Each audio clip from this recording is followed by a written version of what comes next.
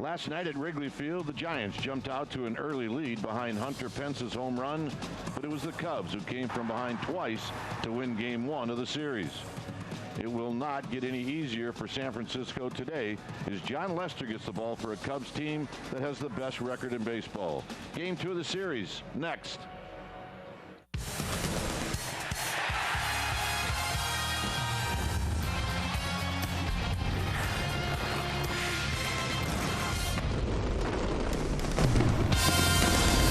Just like old times, it's day baseball here at Wrigley Field as we get ready for Game 2 of this 4-game series, Giants and Cubs. Hi again, everybody. I'm Dwayne Kuiper. Alongside me is John Miller. Mike will join us when we get to Denver. Well, a 1-run loss for the Giants last night, and even though this is September, all games are extremely important. I think winning a game here at Wrigley is important. They've lost 5 straight now in this ballpark, including last year. And it won't be easy because John Lester's on the mound. John Lester is getting support for Cy Young voting in a lot of quarters, especially around here. He's had an outstanding season. He's done just what they hoped he would when they signed him as a free agent. In fact, kind of signed him away from the Giants, who were making a play for him. However, his worst start this year was at AT&T Park against the Giants. They roughed him up and beat him in the second game of that series. You know, the one thing about Lester, and it's amazing that teams just do not take advantage of this, he can't throw to first. He cannot throw pickoff throws to first. And talking to some of the Cubs broadcasters, teams just are afraid to run on him. Well, they ran wild on him last year, but mostly they're talking about Dave Ross. He always catches Lester, and the great job that he has done. And number one, Lester has quickened his delivery to the plate, so he gets rid of it in a big hurry. And Ross not only is throwing beautifully to second base, he's thrown out more than the league average of guys who's tried to steal against Lester. But if you get a little bit too far off the bag and you don't go, then he's been picking guys off. So he's been a real weapon behind the plate that has helped Lester and by extension the Cubs very big time. It is such an oddity that you just don't see at the major league level. We'll see what happens. All right, stay tuned. We will take you to our CSN Bay Area studios for a couple of updates, and we'll do that right after this.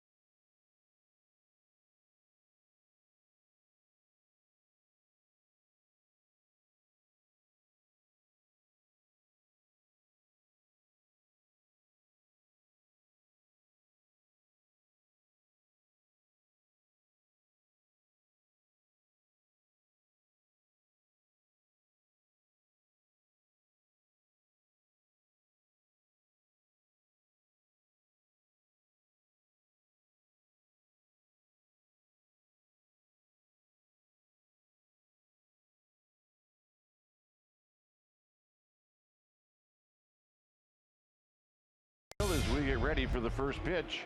Our game time weather is presented by the Santa Cruz Beach Boardwalk. Get to the beach. The admission-free boardwalk is now open daily. 73 degrees. It is a bit brisk. Humidity at 53%, and it's a gorgeous day.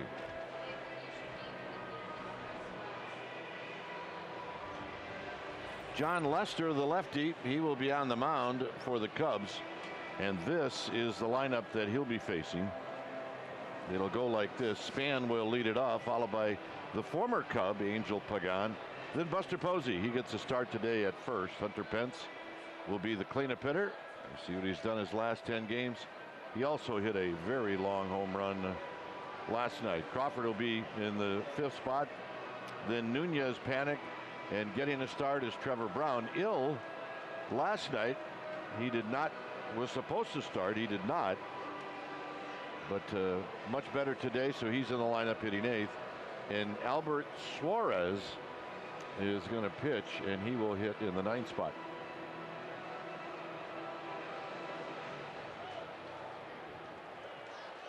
And who did Bruce Bochy send out to exchange the lineup card?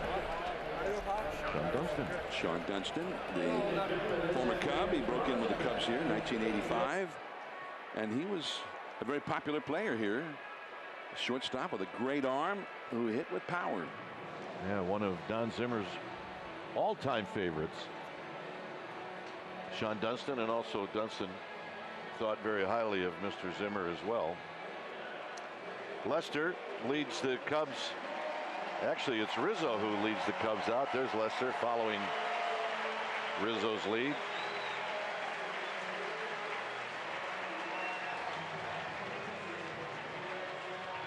For Lester, as John mentioned in the open, he's got Cy Young candidate numbers, 14-4 with a 2.70 earned run average. The Giants beat Lester on May 21st back in San Francisco. He only went 2 2/3 innings in that outing. But he's thrown the ball extremely well. He hasn't lost a game since July 3rd. He's had, see, that's the line in that Giants game. He's had 1, 2, 3. He's had 4 no decisions and 4 wins since his last loss, which was at the beginning of July. So he's been extremely good, durable, and the Cubs always feel like it's win day when he's on the mound. Behind Lester, it'll be this group. In the outfield from left to right, Coghlan, Fowler, and Hayward. That's just like last night. Bryan at third. Baez, he will be in place of Russell this afternoon. Zobrist and Rizzo. David Ross caught the game last night. He'll catch Lester like he always does this afternoon.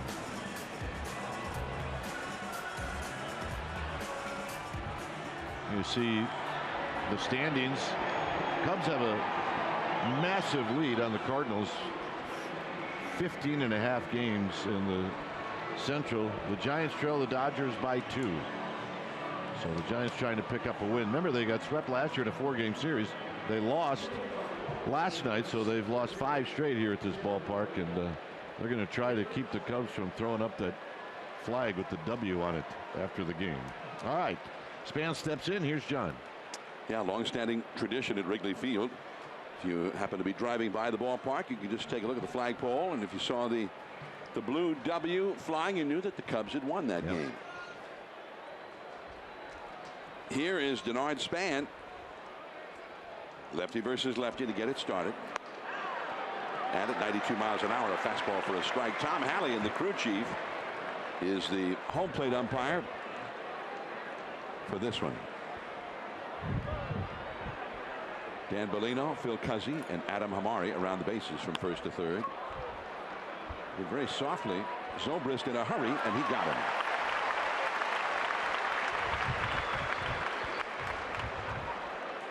So 1 away. Span kept off the bases this time. In that game that you were talking about, Kite, back in May at AT&T Park, the Giants did not score right away against Lester, but they made him throw a lot of pitches right away. He had a 25-pitch scoreless first inning, and then threw 26 more pitches in the second inning, during which the Giants scored a couple of runs. And then he threw 24 more pitches in the third inning and never got out of the third inning. The Giants got 3 runs in that inning, including a 2-run homer by Buster Posey. Angel Pagan in for a called strike. Pagan was 0 for 4 here last night, and he has not had too many of those. Most recently been one of the Giants' hottest hitters.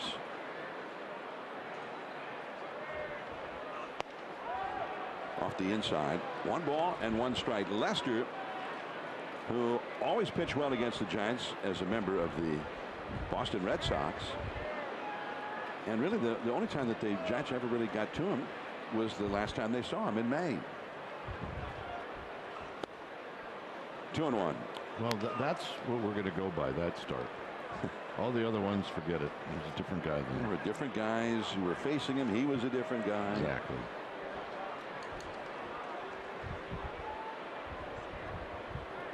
Lester has been in a groove most of this season. Now 3-1. Lester, the only time the Giants have ever beaten him was that game in May. And even though they roughed him up 5 runs in 2 2/3 innings, he's got a 2.67 career earned run average against the Giants.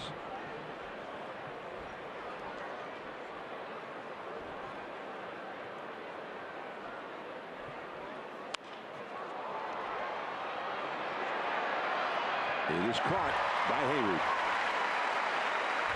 So Pagan is retired, even though he got ahead of the count. 2 down, and here is Buster Posey. Yeah, hitters are always disappointed when they get the count in their favor, and then they hit one off the end of the bat. Buster Posey, 294 with a 372 on base average.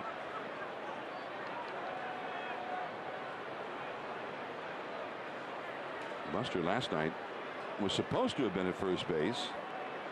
He looked like he was dragging a little bit. Well, he was dragging. He needed a little respite from the rigors of being behind the plate, but when you know it, they get to town, and all of a sudden before game time, Trevor Brown is feeling sick, and he felt so badly that they sent him to the hospital. And they were afraid, the doctors were afraid, that maybe he had come down with mononucleosis, which would have been bad news for him and for the Giants for the month of September. But they determined with tests that it was not mononucleosis, and probably just some sort of a 24-hour virus. So he's back in there. He's not feeling great today either, but Brown is behind the plate, and Buster gets a respite and plays first base. 3-0 the count. Remember, the last time these two guys faced, Buster Posey hit a home run to left center field, and it was a long one at AT&T Park.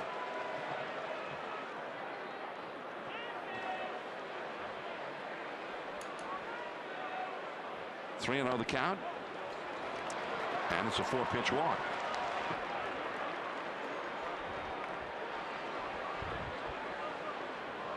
Well, Lester just let Tom Hallion know that he doesn't think his strike zone's very good right now.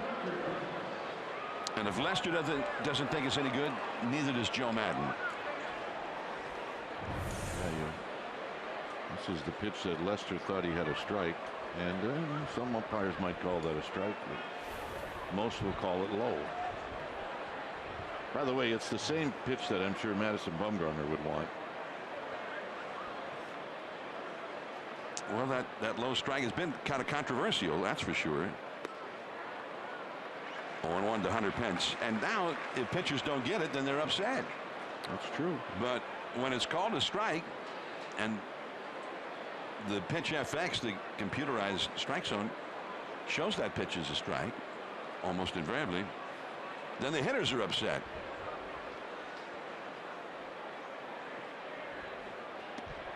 And that's a ball outside. I always remember a few years back, they mandated they were going to call a higher strike, and they defined how high it should be and all that to be a strike. And opening day that year, Will Clark came on the air with us and said, I don't get this about the high strike. The pitch that you hit on the ground is the low strike. They should, if they want to reduce home runs, they should go for that low strike. That is caught by Hayward, and that's off of the Giants. one man is left on. And now Albert Suarez will head to the Wrigley Field mound.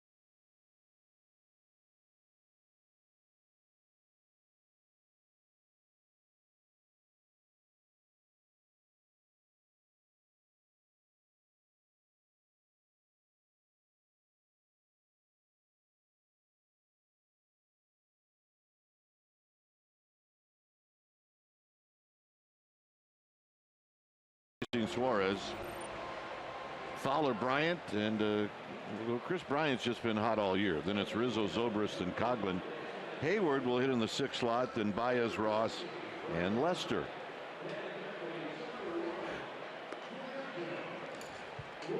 Albert Suarez will be making his 8th start. Some of the Cubs did see Suarez back in San Francisco, where he faced just about all the Cubs just one time. Cubs did not pick up a hit against them. But here, a record of 3-2 with a 4.35 ERA. Pitched well, hit a bump in the road in his last start, and 1 inning did him in. Suarez came on in relief of Jake Peavy, who got knocked out early back on May the 20th, a Friday night game at AT&T Park.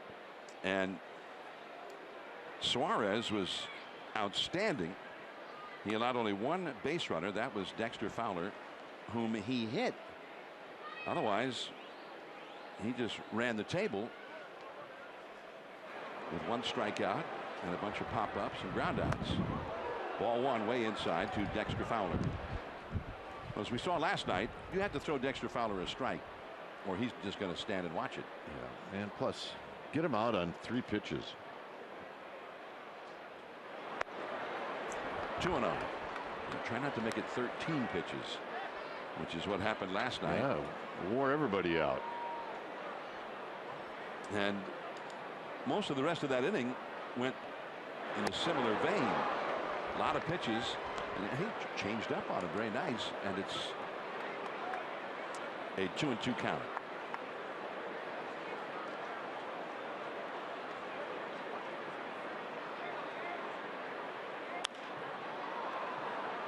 Along the left field line and untouched into the Cubs bullpen area. 2-2. In the outfield for the Giants, it'll be the usual. Pagan, Span, and Pence from left to right. Nunez, Crawford, Panic, Posey from 3rd to 1st. Trevor Brown behind the dish. Look, when you're not feeling well, you usually have your best games. Curveball, Panic, 1 away. Look for a big game from Trevor Brown. How you feeling, Trevor? Terrible. Good. Great. We saw him when we got back to the hotel last night, waiting for the elevator. He did not look good. No. I think he. This is a quick turnaround from not feeling good to playing in a big league game at Wrigley Field during the day. Here's Chris Bryant. 36 home runs for the year. Called a strike in the outside. 95 miles an hour. Yeah, he's throwing hard. See where he ranks in the National League. His OPS plus the on-base average plus slugging is called OPS. That is first in the National League. That's kind of a shorthand for what kind of a season is the guy having. 993. That means he's having a fabulous season. That's an MVP type year. Tied for first in home runs with Nolan Arenado. On a tough hop, Nunez, hurry, just in time. I don't think Nunez realized just how quick Chris Bryant is. He's taking his time making that throw. Well, I think, John, what happened is he got a little bit of a tricky hop at the end, and the ball may have rolled up a little bit on his glove, and then he had to hurry. And he's got a strong enough arm. Look, he played a lot of short this year and a lot of short in his career. But you could also see he had that little hesitation, and he had to make up for it. And this kid does a lot of things well, and you can also see that he runs well, too. So Bryant is retired, and now Anthony Rizzo. High in the air against the wind, and that will reach well back into the crowd. By the way, looking at the flags out there in that right field foul pole, because the wind is coming in from that direction from Lake Michigan. Well, you have not a whole lot of wind right now. No, you have to go after those if you're Panic and Pence, because the wind may blow it back onto the field. So even though it starts out into the seats, you never know where it's going to end up.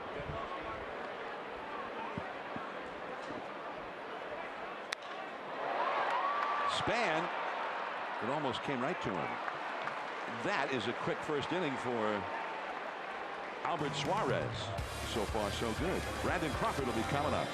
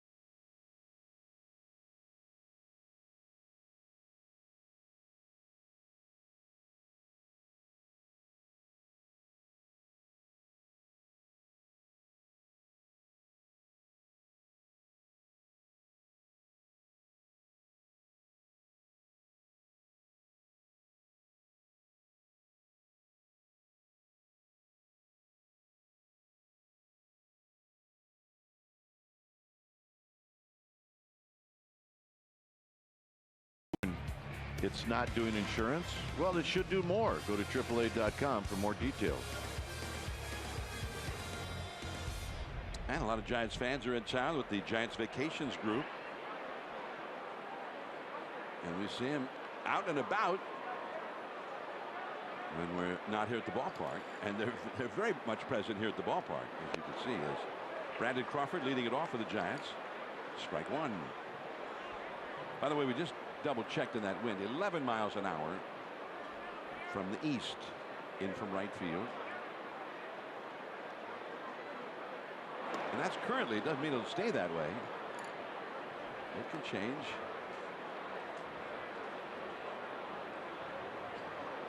Last night the wind blowing in from the north. When they've had a northerly wind or a northeasterly or a eastern breezes they have today, the Cubs are 30 and 10. Wow. Of course, they're pretty good no matter which way the wind's blowing at Wrigley Field this year. 49 and 19 overall.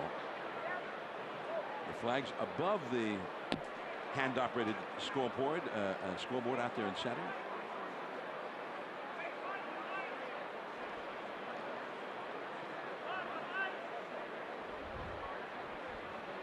No score in the game. Brandon Crawford trying to get the Giants rolling here in the second against Lester.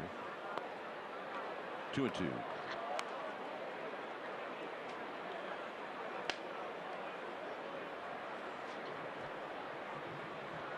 Lester so far has thrown more pitches out of the strike zone than in. 18 pitches thrown, 10 for balls. It's back to the screen. Had a pretty good rip at that one. Crawford, who leads the Giants in RBIs, 77 batted in, a .274 average. He's got 12 homers, 25 doubles, 9 triples, leads the Giants in triples, and a .340 on base average.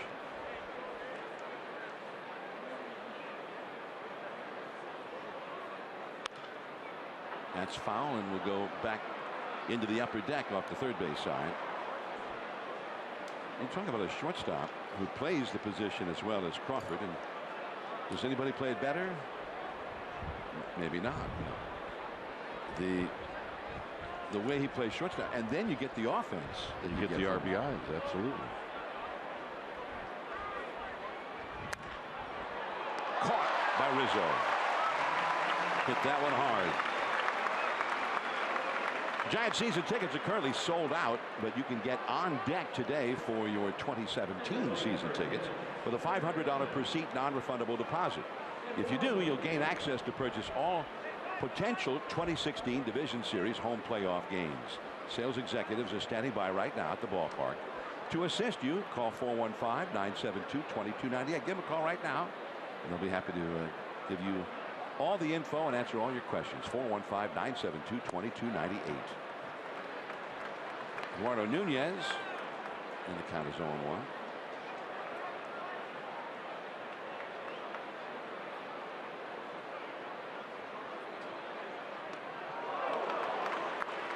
On 2.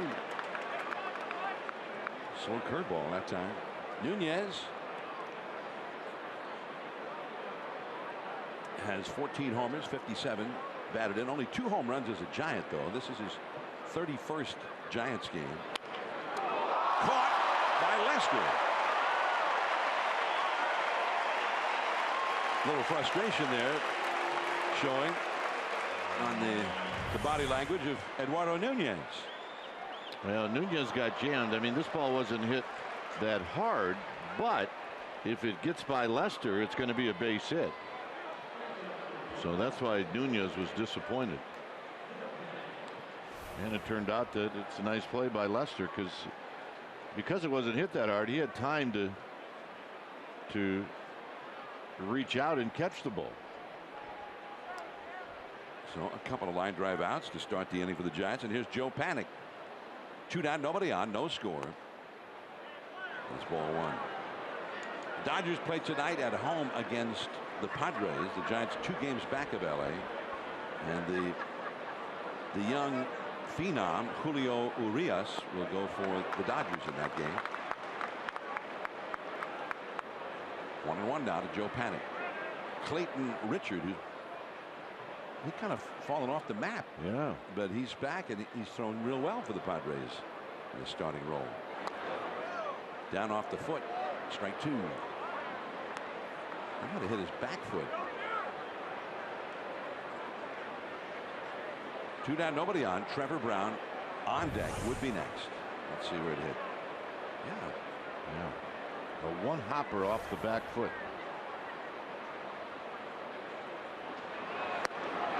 And that is the inning. First strikeout for Lester. 3 up, 3 down. Ben Zobrist coming up against Suarez. 0-0.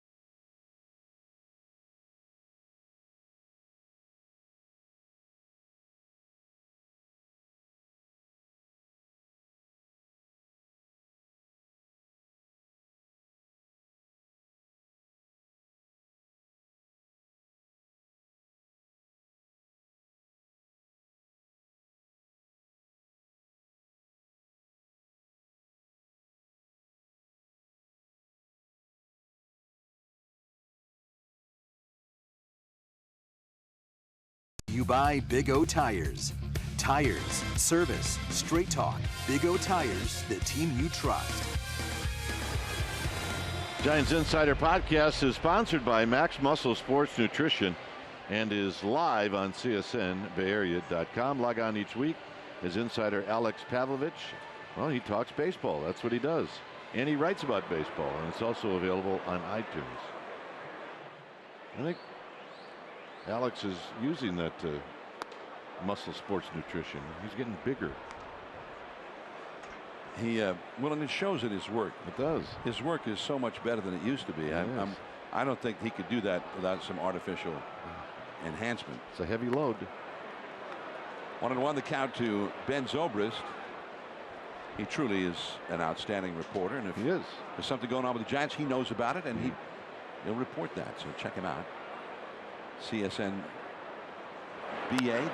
There's a foul down the right field line by Zobrist, and the count is 1-2. Suarez came out swinging in the first inning. Someone fastballs up to 95 miles an hour, put the ball where he wanted to put it. We've seen him do that before. Well, he's going to be on a short leash. 2-2. And I say that because of his last start, and also Bruce Bochy watched what happened with Matt Cain. Just great. Hit a wall, and all of a sudden everything fell apart. He's not going to allow that to happen.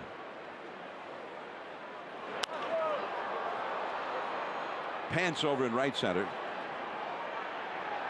And the ball dancing around a little bit, it appeared, in the wind, but one away. Jim Deshaies, who's the color analyst here on WGN for the Cubs, was broadcasting for the Astros when Hunter Pence was a rookie, and he tells a great story that they're watching the team get loose, and Pence was playing catch with another Astro, and whoever he was playing catch with threw an offline, and Pence dove for it on the grass and caught it. Playing catch before the game. It's the only way he knows how to play. Yeah. His ball one to Coughlin. Deshaies said we knew we had one. It's the best.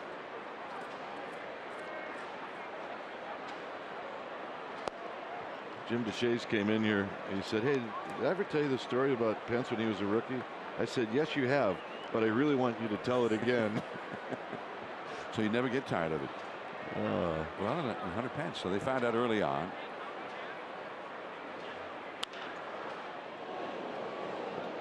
Joe Panic. That's the second out. Coughlin is retired. And now Jason Hayward will come up. As you watch this ground ball develop as a second baseman, you realize at some point you're going to get an in-between hop, and then you go after it to get the short hop. If you don't go after it, you get the in-between hop. See, now he goes, "Oh, I got to come get it." And if you don't come get it, you're going to get a really tricky hop. So a nice job. Joe Panic, who's become one of the best defensive second basemen in the game. Jason Hayward now. 2 down, nobody on in the second, no score. Hayward not having a very good year with the bat. .234 average, 6 home runs, 38 driven in, only a .307 on base average. Look out. As he backed him off the plate at 94 miles an hour. That'll get your attention. Hayward likes to kind of dive in toward the plate. His OPS, we were talking about that, it's only .634.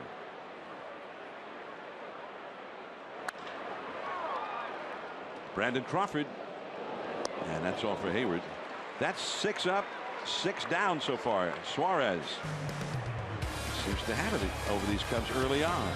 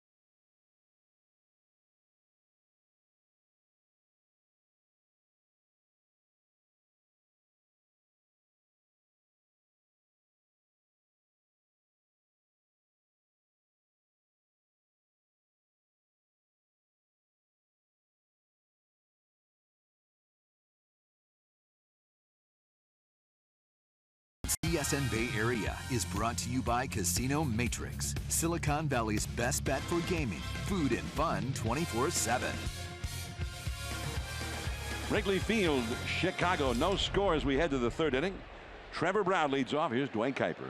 And the pitch to Brown is a strike on the outside corner. Only one base runner in this game, and that was a walk to Buster Posey in the first inning. And you see the numbers for Brown. Brown lifts him down the right field line, but that's going to slice out of play right over the Giants bullpen. Brown has faced Lester twice. He's 1 for 2 in his career. Suarez and then Span, no score. Inning number 3 at Wrigley. Ooh, I wouldn't take that one again. It's 1-2.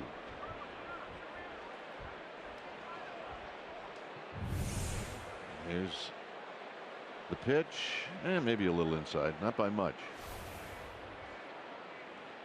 2 balls, 2 strikes to Brown. Well, he throws fairly hard, and he got that little cutter that'll run in on a right-handed hitter. He gets a lot of outs with that.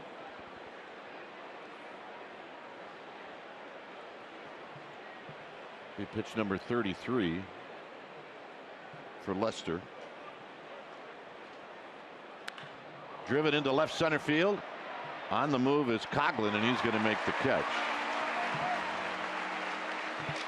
Here's our Geico quote. Jeff Samardzija on pitching in Wrigley Field as an opponent. It was an exciting atmosphere. It reminded me a lot of my earlier years here when we were filling it up. It's still different being on the other side, but it was fun. Nice at bat, by the way, from Brown. Samardzija last night disappointed that he had to come out of the game. I think he was disappointed in that first inning where he had to throw so many pitches, but he really settled down after that. Here's Suarez, who's 3 for 14. It was his first game back at Wrigley since he played for the Cubs. Suarez on the ground to Rizzo, and Rizzo will underhand it. 2 outs. I'm going to go back to the Trevor Brown. What happened to Brown last night, being ill,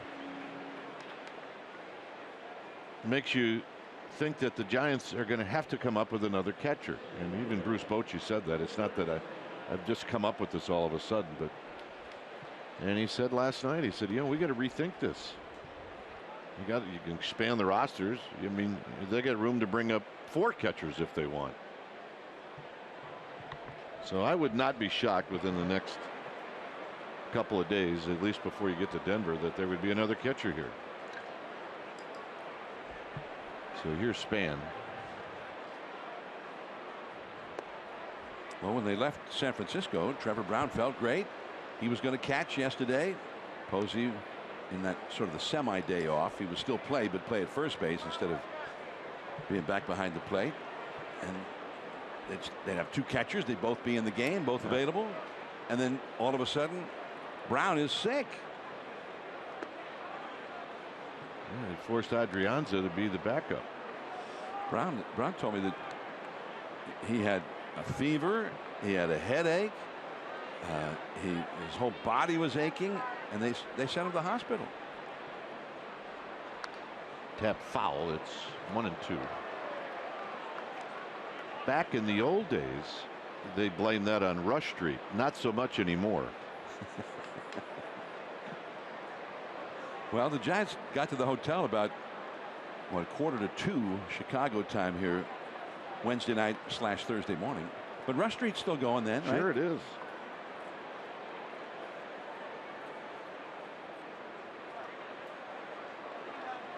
Lester taking a long time, and now the 1-2 pitch. When Mike played here, I told him, and it was no secret, that the Cubs had the greatest home field advantage. They had Rush Street and day baseball. Visiting teams would come in, have a little bit too much fun, and then they'd have to play a day game. And then the next day do it again. Do it again. And this one gets past Lester. Baez on the run, and he makes the play, and it's a nice play to throw out Span. Baez, Ross, Lester coming up.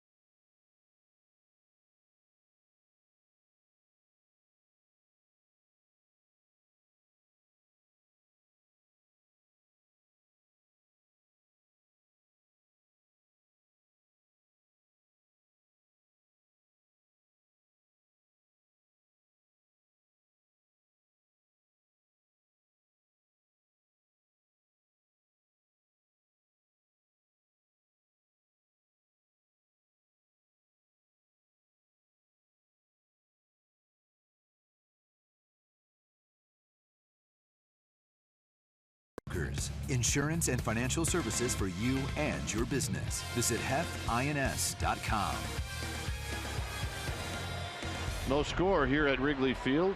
No hits in this game. One base runner. Suarez and Lester have been good. And it'll be the shortstop, Javier Baez, to lead things off.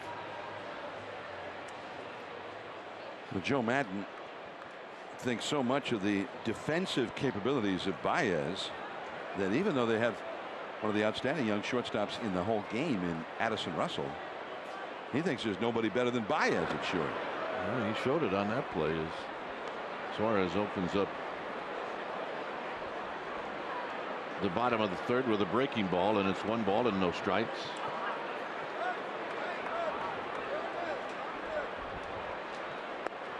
And another breaking ball, and this one a called strike. Baez has enormous power. You've got to be very careful with him. He has hit 13 home runs this year in 348 official at bats.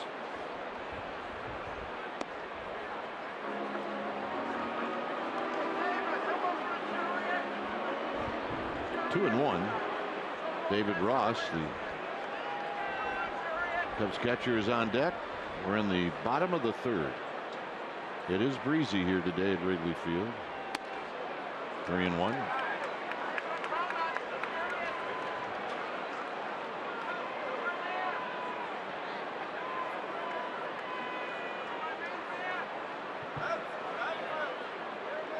Six up, 6 down for Albert Suarez. Here's the pitch. Tapped slowly, third base side, and it's going to roll foul, and that's a good thing.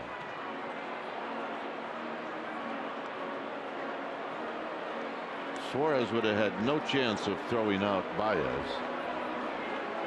Baez is a pretty stocky looking guy, very solidly built, but he runs well and he leads this team in steals. Yep.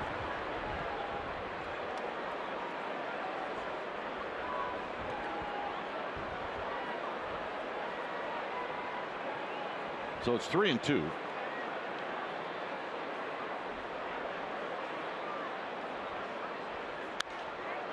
Foul. Karam's out into left field, where the ball boy down the left field line with a nice play.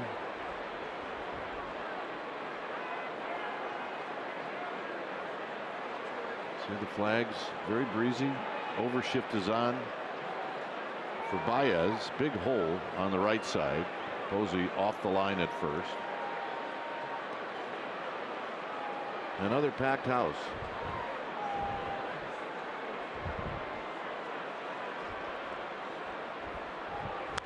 Foul back. And as you look at outside the stadium on the rooftops, crowded as well. Yep.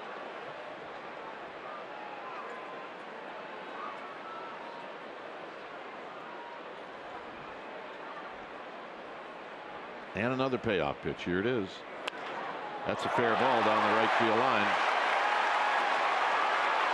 And this will be a double. First hit of the game.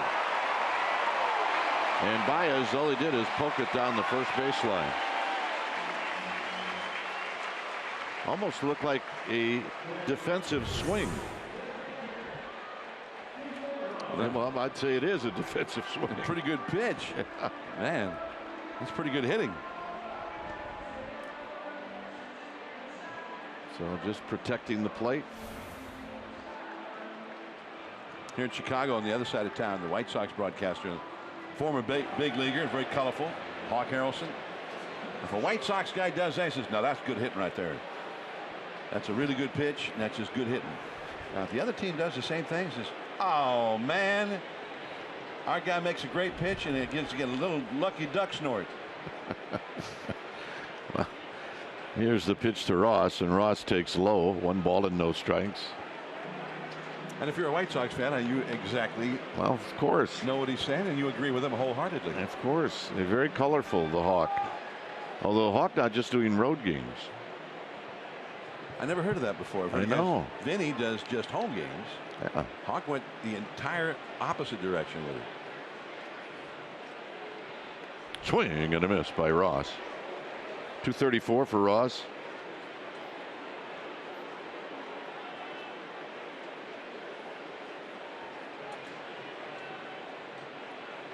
Baez at second base.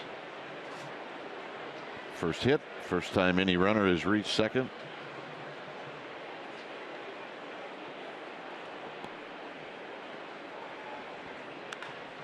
High and deep down the left field line. This is a fair ball. And Ross has got a double, and it's 1-0 Chicago.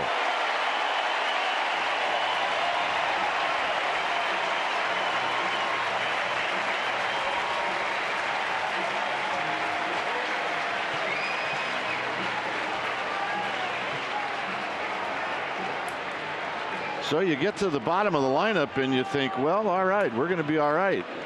You get double, and now the pitcher's coming up. Away from the target, that pitch just laid right into the hit me zone and is fair by a foot. So you miss location and it's going to hurt. Now Lester can try to move Ross from second to third, and if you do everything correctly, Ross doesn't run very well. Remember, it's not a force play, so if you go after Ross, you got to put the tag on him. There's the bunt, and it's foul, and it's 0-1. Lester, all those years in the American League with the Red Sox, unless the odd interleague road game, he never had to bat. And he is not a very good hitter. 3 hits and 47 at bats, but he leads all the Cubs pitchers in executing sacrifice bunts. He looked like he knows how to do it, that's for sure.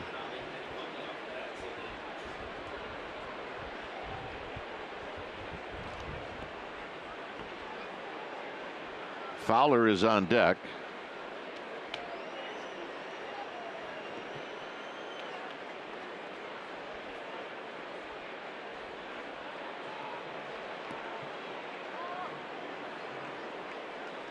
So the Cubs score first.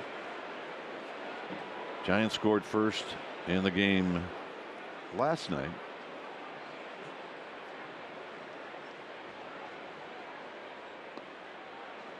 And a breaking ball misses. 1 ball and 1 strike.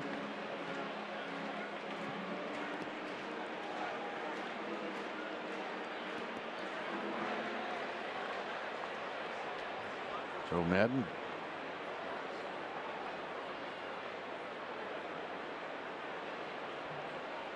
And the 1-1. Here it is to Lester, and he bunts it hard. Suarez is going to go to third, and then he changed his mind because he couldn't get a grip on it. He had Ross at third, but he couldn't get a grip.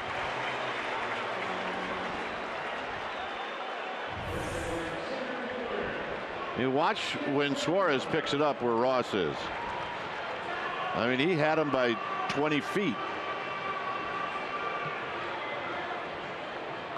But he couldn't grab it. Dave will be in innings 4, 5, and 6. John will head over to the radio side. So now the Giants will bring the infield in, facing Fowler.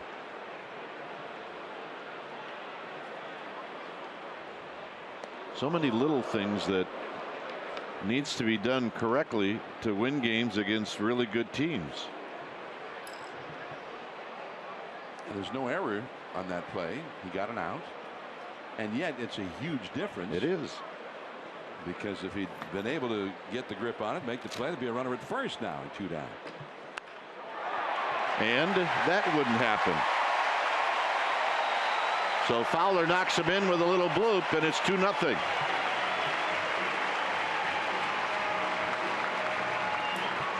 You pull the infield in, and that's what you risk.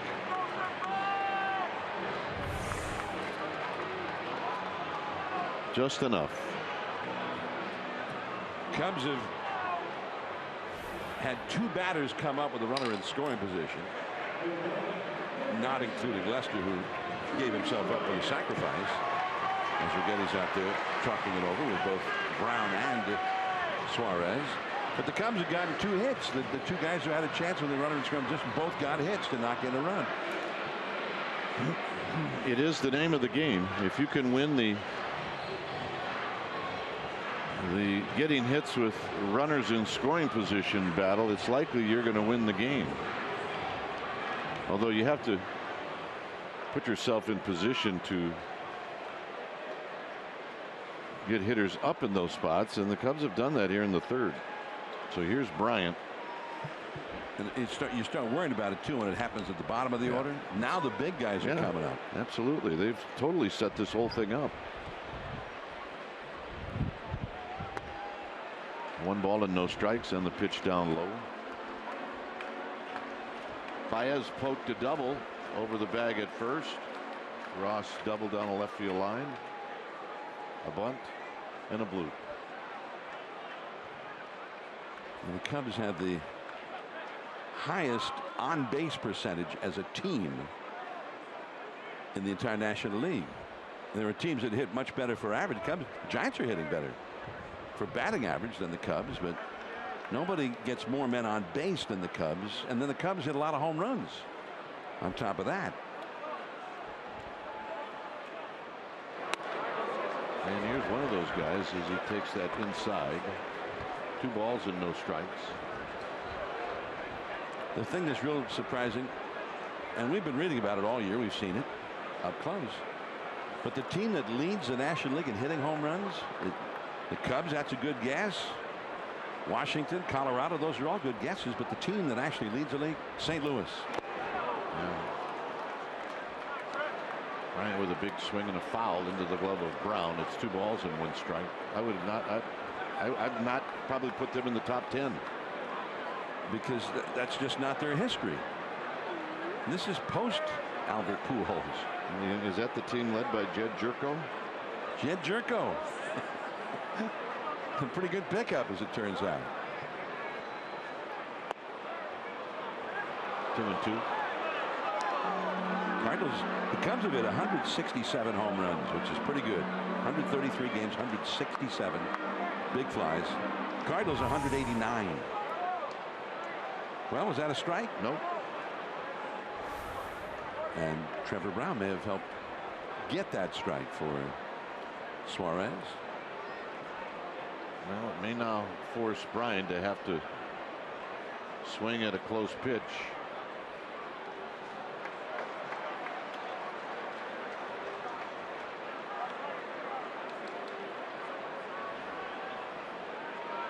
That the St. Louis team, that 189 homers in what, about 133 games. That they may hit 250 home runs or so this year. One of the highest home runs per game ratios in National League history.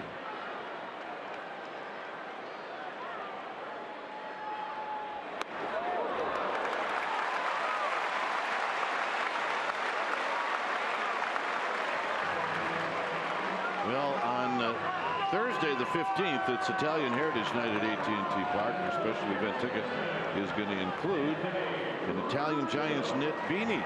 sfgiants.com/special events.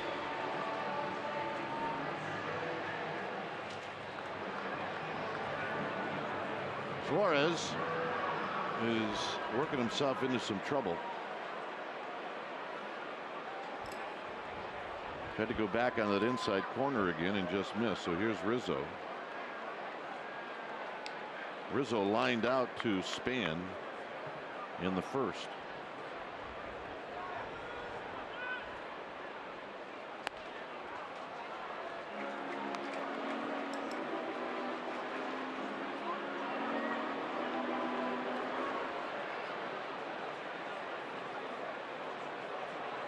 .45 pitches now for Albert Suarez.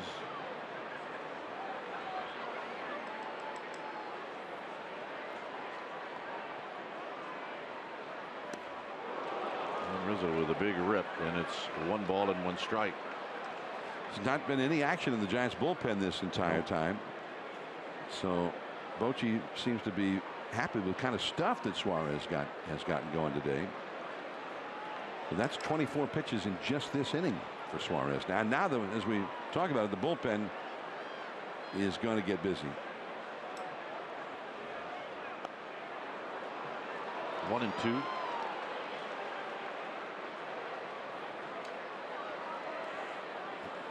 And that looks like Stephen Okert. Yep.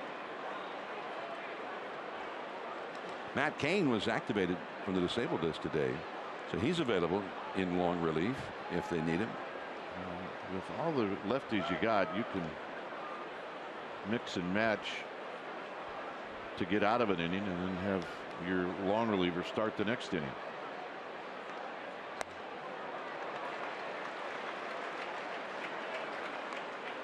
And there's Okert.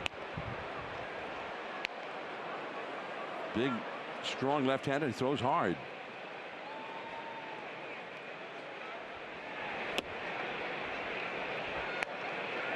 At second is Fowler. At first is Bryant.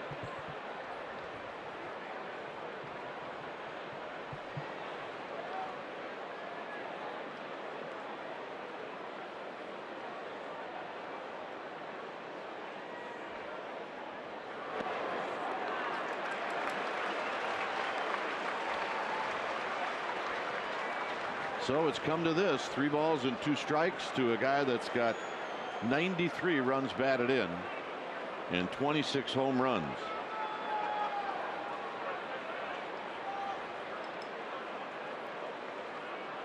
Rizzo is going to look for something that he can hit and hit hard. Foul back. He had a rip and he did not throw him a fastball. And it was up.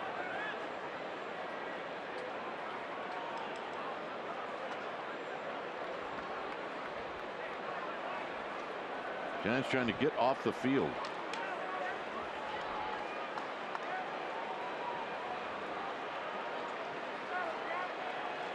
And another 3-2 pitch. Foul. Right to Okert. He got way inside on Rizzo. That ball was close to hitting Rizzo in the leg, and he still got the bat head on it. Well, think about Rizzo as he chokes up, especially with 2 strikes.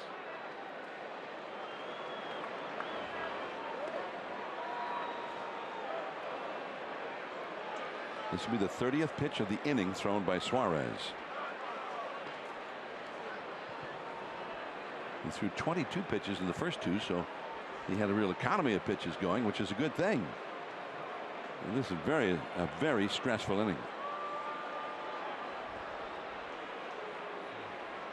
I'm guessing the Cubs make pitchers throw huge pitch totals in innings all the time. All the time. Line drive. Span is going to make the catch. Span originally slipped when he went after that, and Rizzo, for the 2nd time in this game, lines out to Span. And it really gives Suarez life to get out of the inning. Well, it looked like Suarez threw away from Trevor Brown's target, but he got away with it. Brown went to the outside. That ball out over the plate.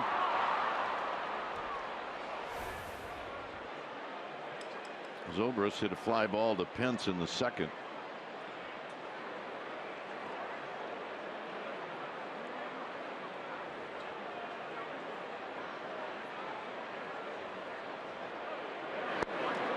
And it's low. 1 ball and no strikes.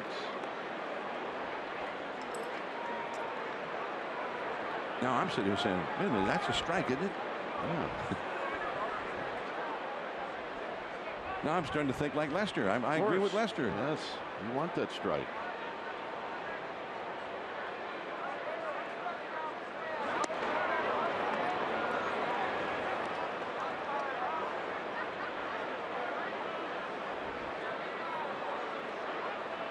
Well, a lot of teams wanted Zobrist. I think the Giants included.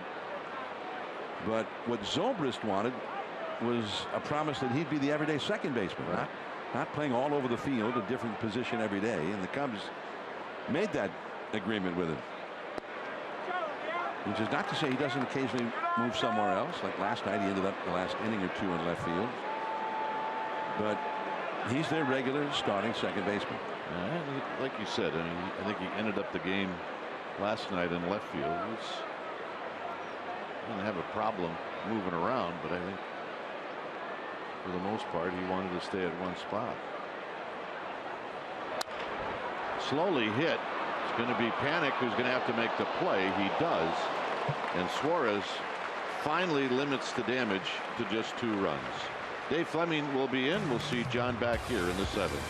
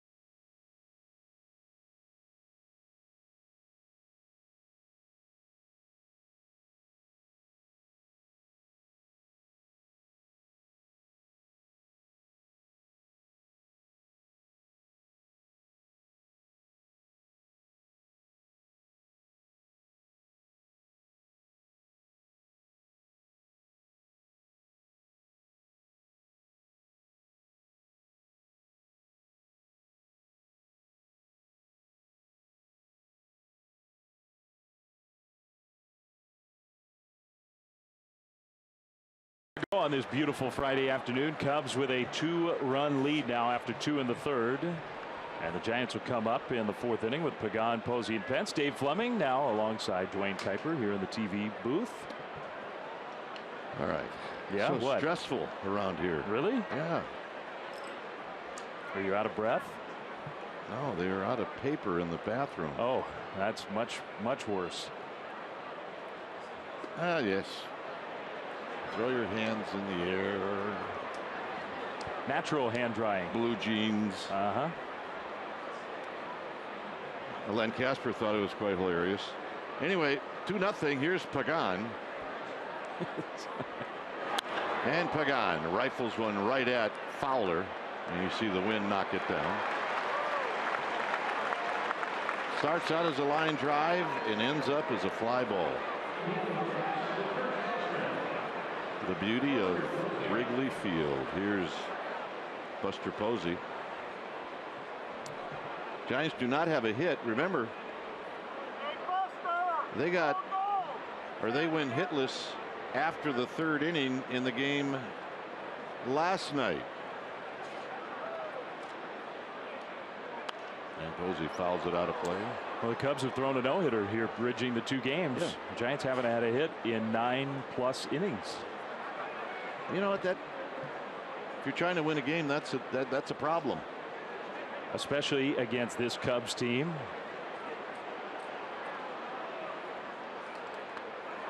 And I guess you would sort of apply that against any opponent. If you get no hits, you're not likely to win. But against the team with the best record in the big leagues.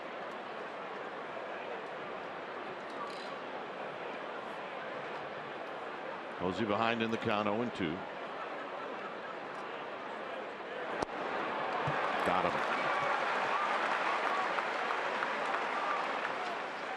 All right, it's time for our Togo's big play. The Togo's way. We'll go back to last night and a big fly off the bat of Hunter Pence. Against that wind, look how high up into the bleachers, almost to the top of the bleachers, just short of the scoreboard, with a 15-mile-an-hour wind blowing in straight from that direction.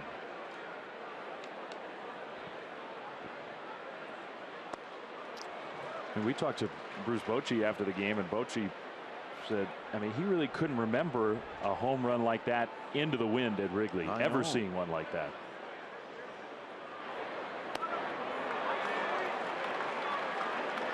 Pulled the string twice on Pence, and it's 0-2. And that's not coming from a guy that just started coming to Wrigley. No, he's been here for many games.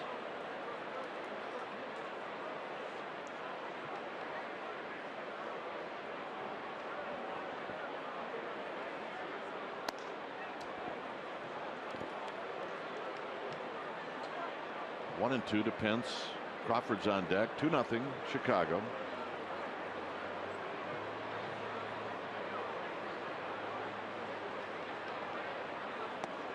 And that'll do it. So Lester strikes out 2 here in the fourth. Coughlin's going to lead things off.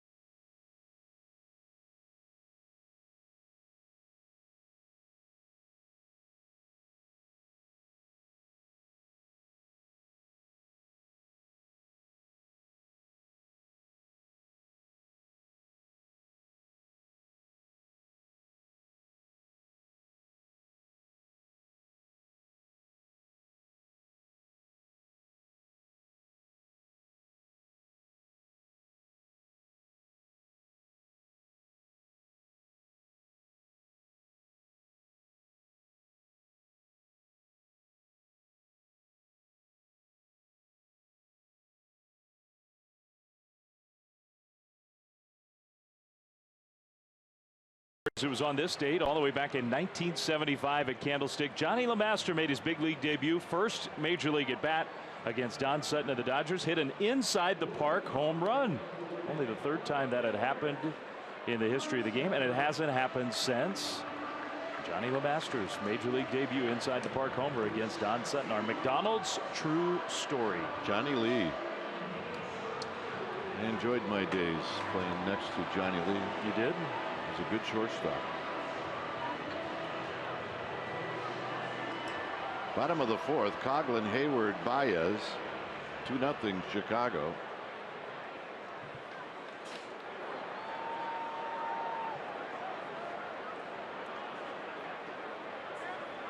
Johnny Lee did 2 or 3 or 4 or even 5 things that other players, I just never saw other players do.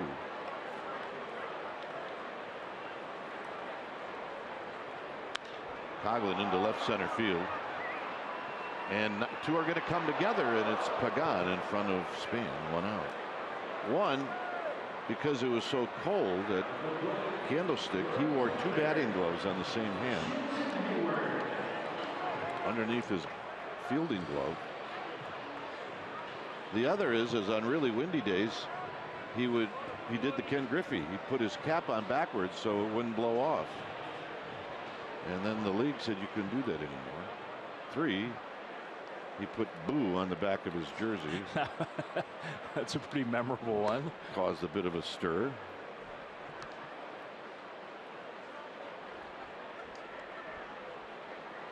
Johnny LeMaster.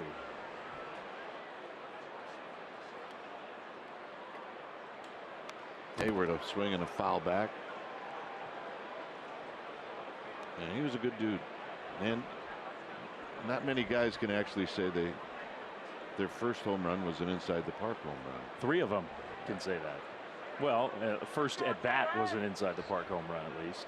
But you're right, not many. Yeah, and we were in 1983 the only double play combination in the major leagues that had the same birthday. So there's that. Isn't that's like incredible?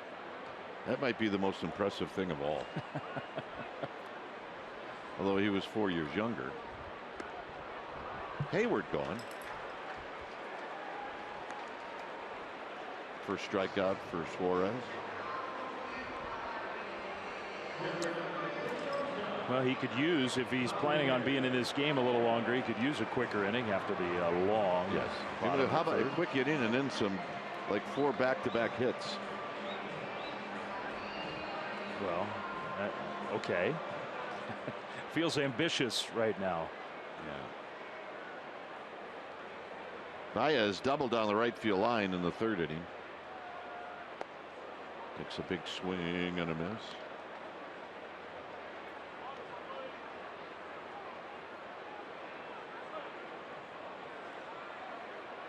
It was on a 3-2 pitch that Baez just was kind of protecting the plate. And it opened the door. And the Cubs scored twice.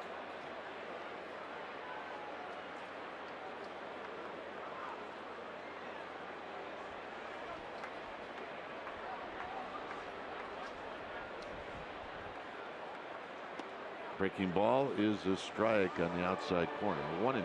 Well, and you're right. It wasn't a bad pitch from Suarez, and it was a pretty nice job by Baez to do that.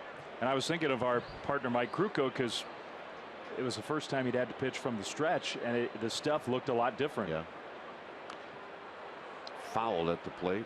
So really, it felt like a big moment in the game, because Baez was the first Cubs hitter to get Suarez into the stretch, and their at-bats immediately were a lot better. Yeah, Mike is always aware of that whole stretch thing. And because of that and him, we certainly keep an eye on it now too.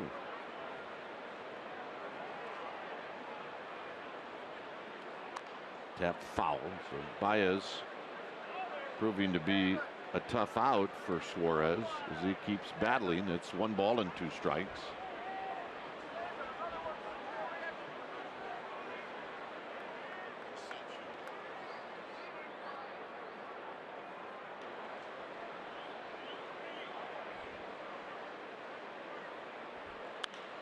down the left field line. That'll be foul. I mean, Javier Baez is sort of indicative of, this is a very talented, still young guy. He's got tremendous bat speed and strength. He's got a really strong throwing arm, good athlete, can play all over the infield, good defensive player, and he can't get regular at bats. He's had a lot of at bats for the Cubs this year, but he's not an everyday player at one position. They have a lot of good players. Yeah, they have depth, and you can tell there's Baez as he strikes out, and that's going to end the inning. Depth and talent, great combination. Giants need a hit and more. Crawford to lead things off.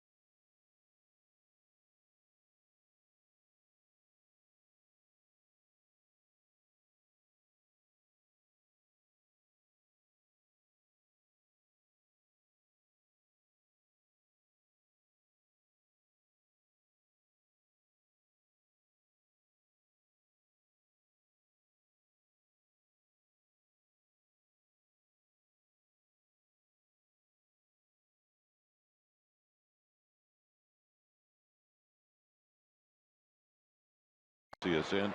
Anthony Bennett. Anthony will win an Acura MDX if the Giants player hits a grand slam this inning. Go to AcuraNorCalDealers.com for more information on how to enter. Anthony, if that happens, you'll be happy, we'll be happy. Here's Dave. Yeah, my sights are set on just some base runners. Let's get some base runners first and then see what happens from there. Yeah, you're not asking for too much. I'm not. Crawford swung right through that first pitch fastball. The Giants have only one base runner in this game so far, the Posey walk in the first, and they have not had a hit now for what, 10 innings in this series. That one is slashed and caught by Bryant, and that's part of the reason why. Man, what a good play by Chris Bryant. Cubs defense is excellent, and that's a good example of it. Now Crawford does everything right, and then you don't get rewarded, and that's kind of how it's going. Crawford's lined out twice in this game. Nunez hit a ball that looked like it was headed for center field his first time up, caught by Lester. Trevor Brown hit a ball hard. So the at bats, I think, have been a little better than they were late in the game last night, but keep plugging. Little consolation until you start to get some results. Ball one to Nunez.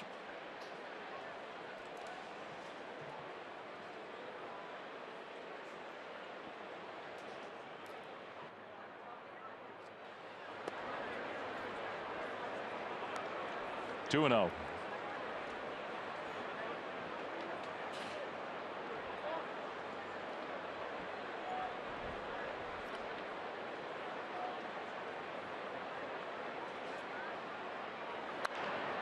A little bloop behind first. Rizzo will get there. 2 down. Now that's that pitch that Lester gets in on right-handers.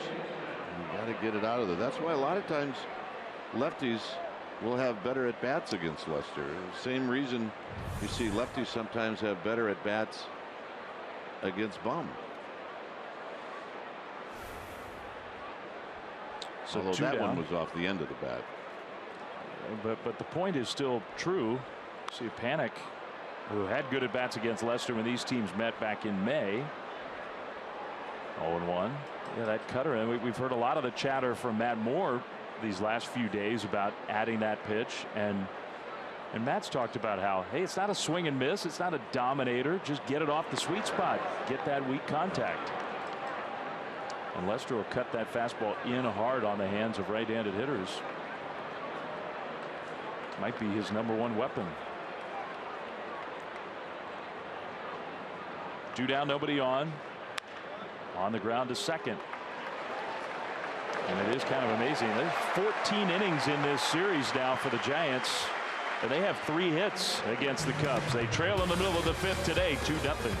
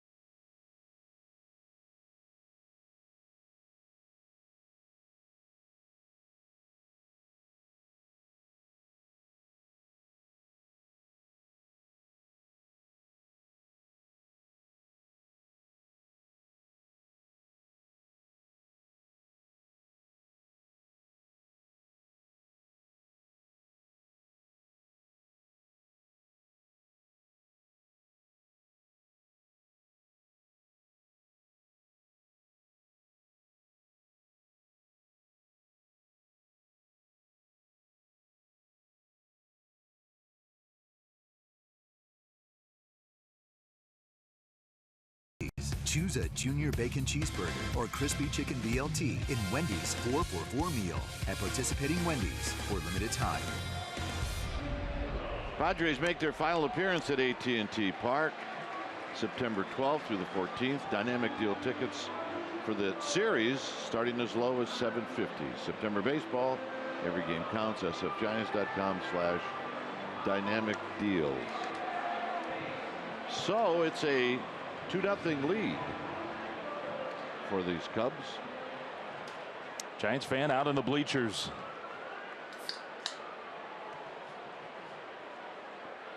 Sea of Cubs fans out there. Suarez still in the game. David Ross takes a ball. He had a double to knock in the first run in the third. That's a big hit in the game. Kind of set the rest of the inning up as well. Scored the second run.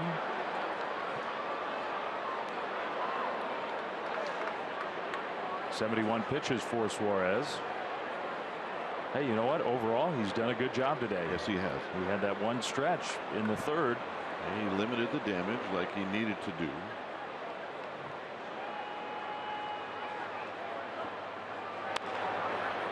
One and two. Dodgers and Padres tonight in LA. Clayton Richard against Julio Urias. Giants are 2 games out.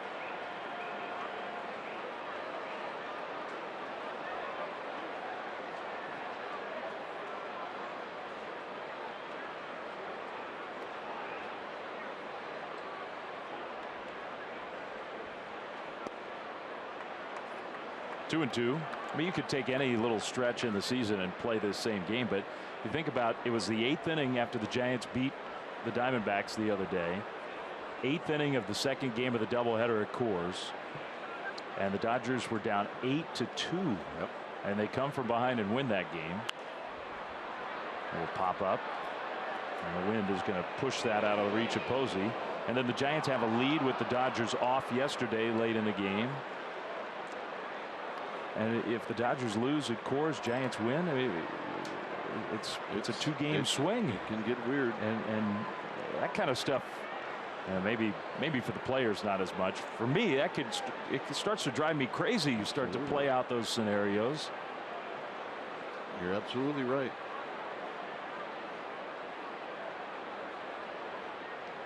We'll be doing that for the next month.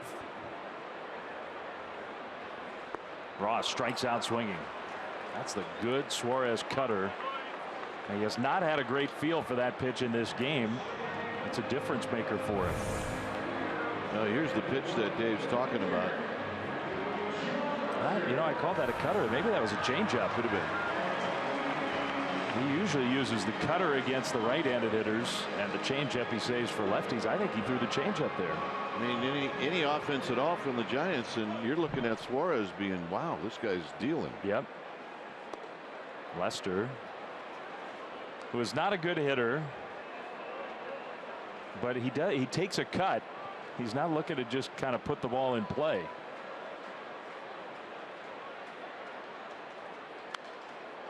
Oh, 0-2.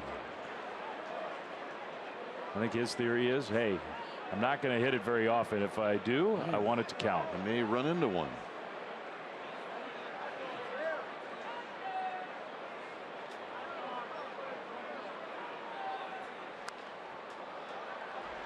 Little pop up on the curve into the seats. Yeah, the wind blew that one way out of play. This is a sport where ballparks make such a big difference on how the game is played, and usually it's more about the dimensions, or in the case of Coors Field, the altitude. Here, it's the wind. The wind. Another foul ball. And football's impacted by weather. You get a really cold or miserable day, harder to throw the ball maybe. But there's no sport quite like baseball where the dimensions, the weather, the wind, the temperature so impacts the way that day's game is played. And this ballpark is kind of the ultimate example. Great place to pitch when it's blowing in. A great place to hit when it's blowing out. You just don't know what you're going to get until you get to the park. And then, for the most part, you have a general idea of what the scoring is going to be like. You do. Style of the game. You come to the park, look at the flags, and think, okay, I have a pretty good idea of how this game's going to go.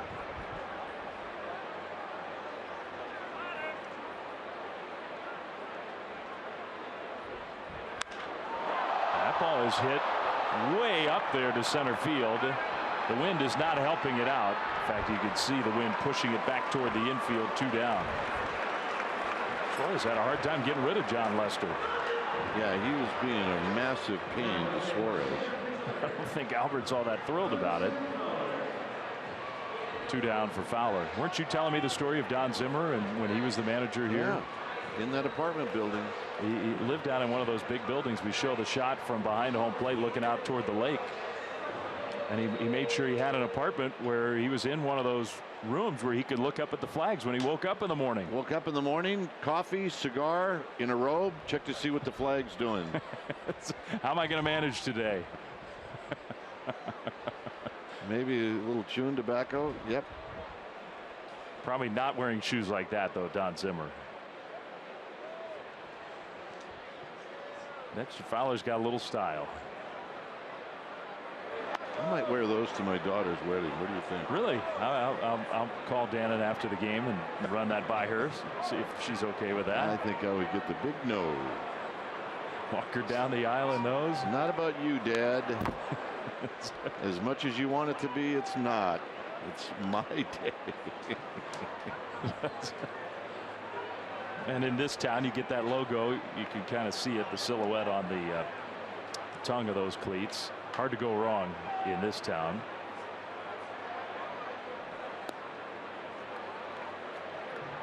Three and one to Fowler. See, slow guys could never wear those. No, you got to be fast to pull those off.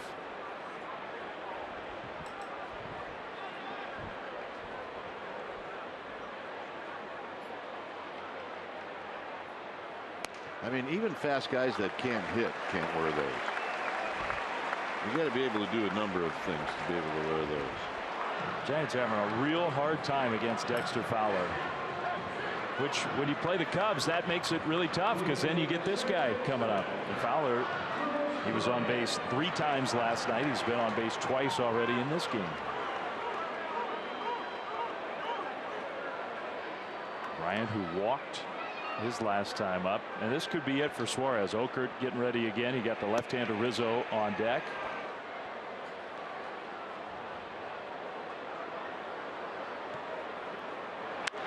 A line shot to third. Nunez almost in self-defense got it. Wow. Yeah, Crawford's probably yelling, "Take that." A little taste of his own medicine for Chris Bryant. 2-0 Cubs.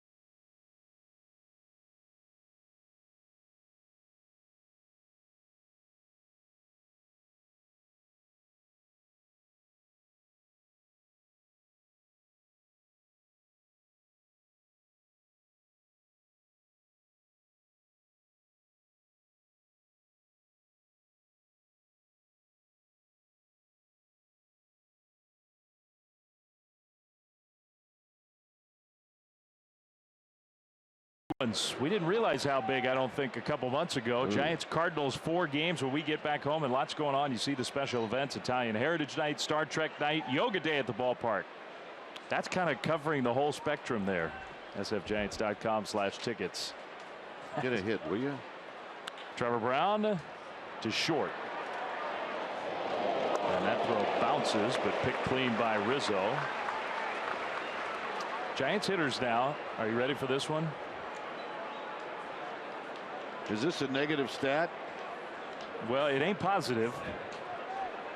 Giants hitters are 0 for their last 36. Yeah, that's a negative stat. In that span, 1 base runner, 1 walk. That's pretty unbelievable. Look, they've hit a few line drives. A few. Still. Welcome back to the big leagues. Kelby Tomlinson. Maybe he's the guy to snap that streak. And again, the Giants are still in this game. It's a 2-0 game. Albert Suarez goes 5. They'll hit for him here. The Giants are very much in this game, but not without any offense. Good job today by Suarez. 5 innings, 2 runs. Giants will take that.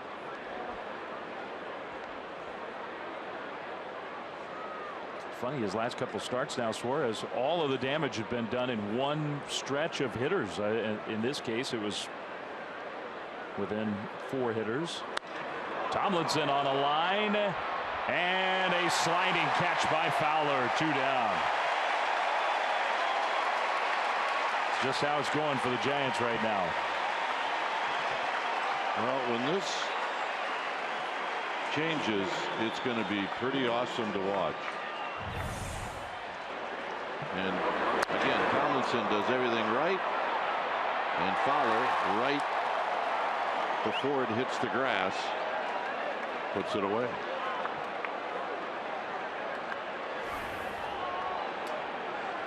Two down and back to the top of the order, Denard Span. Hey, we've seen Kelby Tomlinson help this team, and he kind of got stuck in the minor leagues. A big divot. Fowler kicked up. Outfield grass in center field chewed up. They've had a bunch of concerts here. Denard Span. I think we saw Span. He made a pretty good catch in the 3rd inning. Ball off the bat of Anthony Rizzo, and I think his footing kind of gave out as he was chasing after that ball. Sort of slipped, which made it an even better catch. Giants still looking for their first hit today. 1-1. Giants did not have a hit in the last 6 innings of last night's game.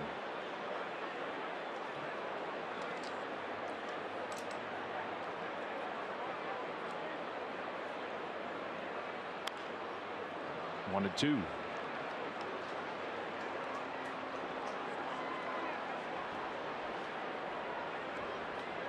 You get the idea. Well, let's go with the it's not how you start, it's how you finish.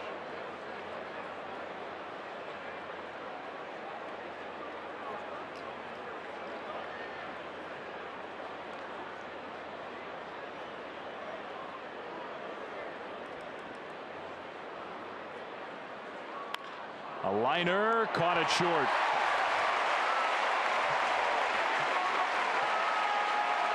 There are no holes out there for the Giants. 2-0 Cubs, middle 6 at Wrigley.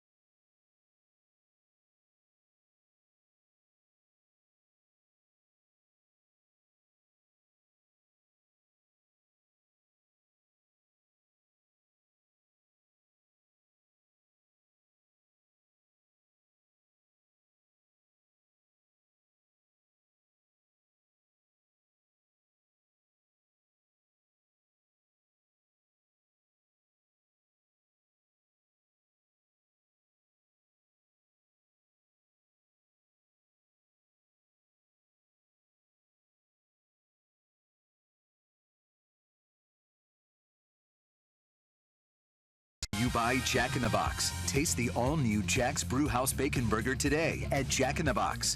Limited time only at participating restaurants. And by Toyota. Toyota's Labor Day clearance event is here. For Labor Day only, get $2,500 total cash back on the redesigned 2016 Prius. Toyota, let's go places.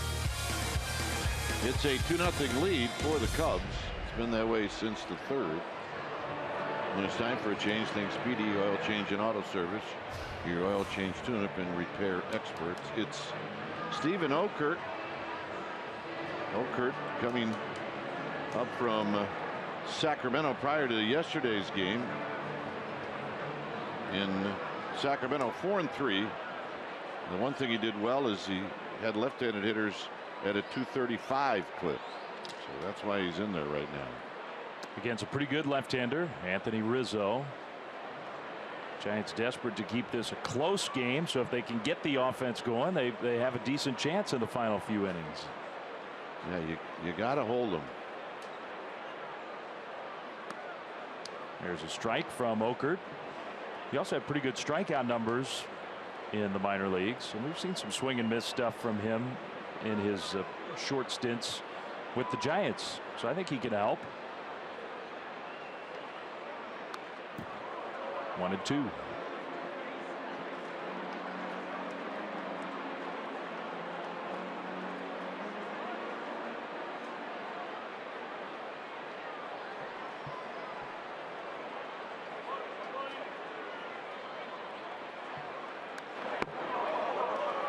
Never in my life have I seen a bullpen that had 6 lefties. This is a first. 6 of them. I mean, when a team has 3, you're shocked. Well, of course, this is September. Well, there's no more room on the bench. They're using folding chairs. They're using coolers as extra seats down there. You got to improvise when you have this many pitchers. It looks like a picnic. It really does. There, you got an extra folding chair and the regular bullpen bench. Another chair and then a stool and then that. Oh, Will, by the way, you get the cooler. A liner into center. Anthony Rizzo's got a hit against Oakert. He does, you know, I find him interesting, Anthony Rizzo. Number one, for how he approaches, stands so close to the plate, gets hit by so many pitches. Number two, for a big, strong slugger, he chokes up with 2 strikes and he shortens up his swing. He does. You can see there he chokes up. And he didn't take a home run swing at all. No. I mean, that's why he's hitting 290. There just aren't that many big power hitters who do that anymore. Maybe years ago they did. Well, we had one year that hit a lot of home runs. Barry Bonds did it. Yep, he did. If it was good enough for Barry, it's good enough for Anthony Rizzo. Should be good enough for everybody. Should be.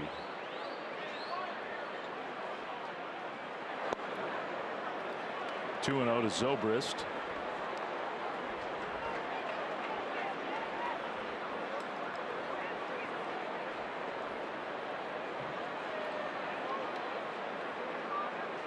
He's 0 for 2. The Giants have done a good job against the middle of the order hitters today. That was mostly Albert Suarez, or really all Albert Suarez till now.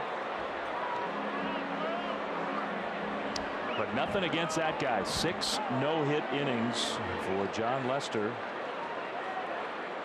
Second time this year he's had a no-hitter through 6. And he's finished one off when he was with the Red Sox. Pretty good looking pitch, but called low, I guess. Ball 3. Oakert need not look down to the bullpen, because everybody's sitting.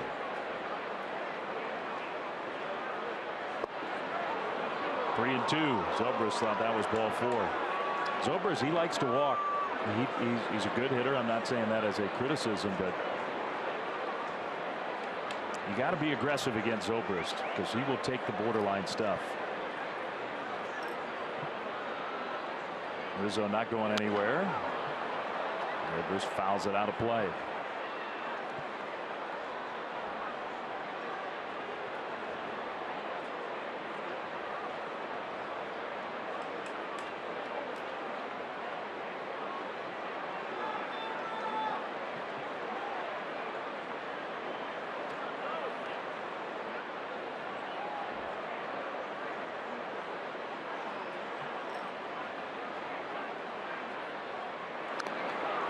Another foul ball.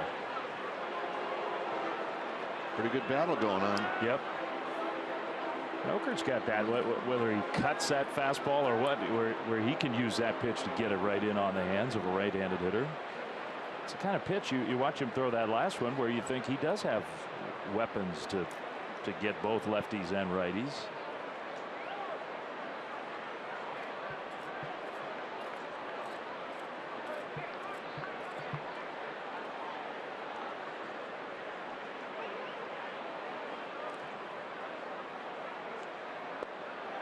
Ball 4. You will not get him to swing at a pitch like that. So it was a good battle. It ends up in a walk. 2 on, no outs against Oakland. A couple of words from Trevor Brown. Dave Righetti was acting like he was going to come out. He's up, but not on his way yet. And they're waiting to see, and the Cubs will announce a pinch hitter. They're going to lift Coughlin out of the game and use Matt Caesar. So that was the holdup. Now Righetti will chat with Oakland.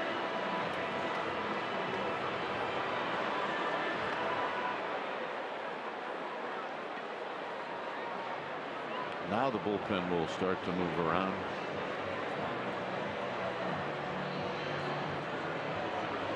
Maybe Corey Guerin, yeah. Threw 2 pitches in last night's game.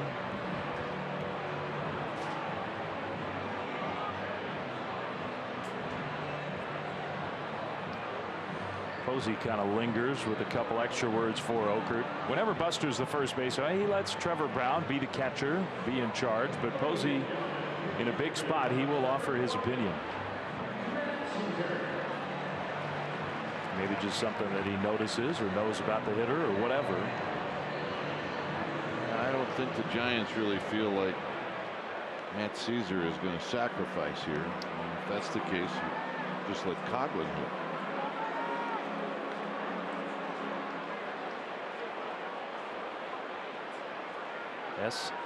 SZCZUR. Fastball for strike 1.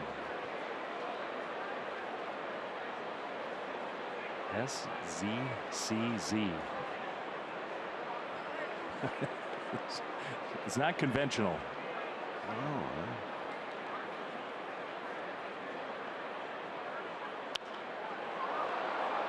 Shoots that one foul. Telling John last night, all these years I didn't realize that Caesar's Palace spelled it wrong. I got it wrong.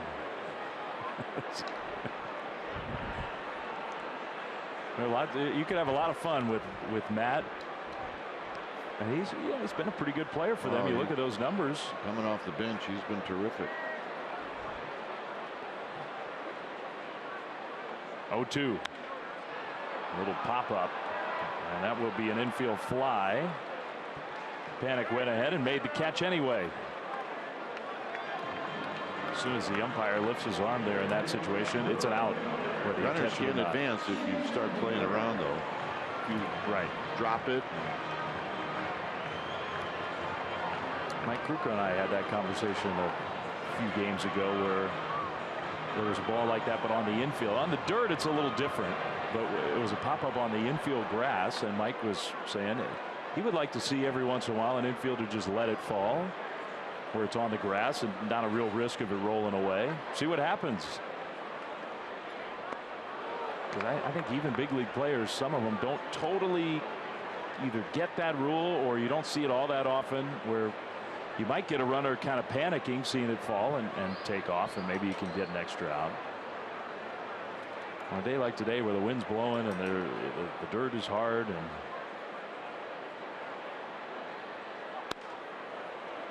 (2-0) to Hayward. Well, I used to do it. Slow guy at the plate, fast guy at first. I'd let it fall and just get the force play at second. Not an infield fly situation, but a play just to switch base runners. Right. I can't remember the last time I saw somebody do that. And then one time I did it, hit a sprinkler head. That was the last time you did it? Well, yeah, the ball ricocheted down the right field line, and instead of getting anybody out, it went from second and third. So I'm not doing that again. Hayward way up there. The wind is going to push that one up onto the rooftop. And then it bounces all the way back down. 2-2. Numbers for Jason Hayward just are not good. He's got a track record. He signed a huge contract. He's not had a great year at the plate. No, he's not. 2 on, 1 out. He strikes out swinging. 94 miles an hour from Oakland. 2 down.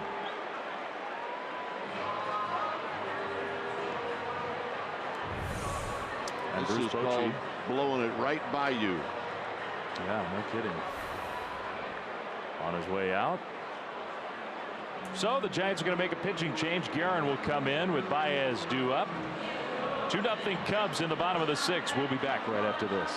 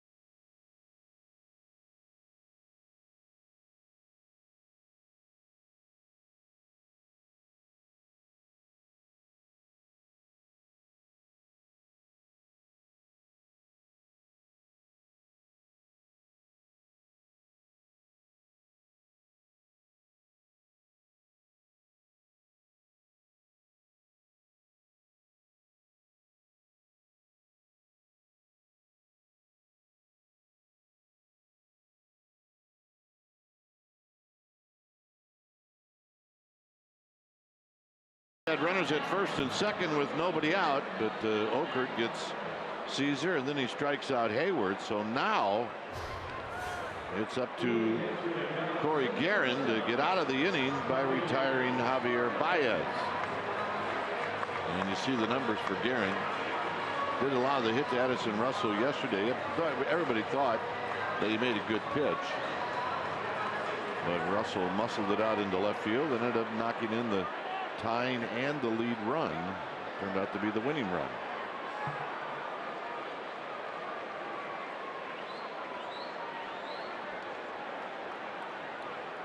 So Baez, who's got power, 1 for 2 with a double against Guerin. Got him to chase that slider. That had some pretty good bite to it. Well, I mean, that's the slider we saw in the first half. It is the difference maker for Corey Guerin.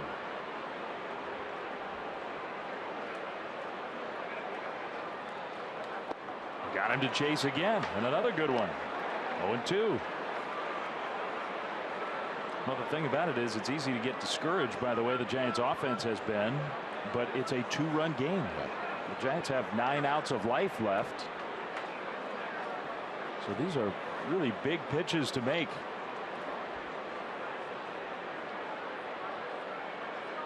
Oh, 2. Got him swinging. Another good slider from Corey Guerin. So he does his job. Top of the order hitters coming up. John will come back and join Kite. 2-0 Cubs.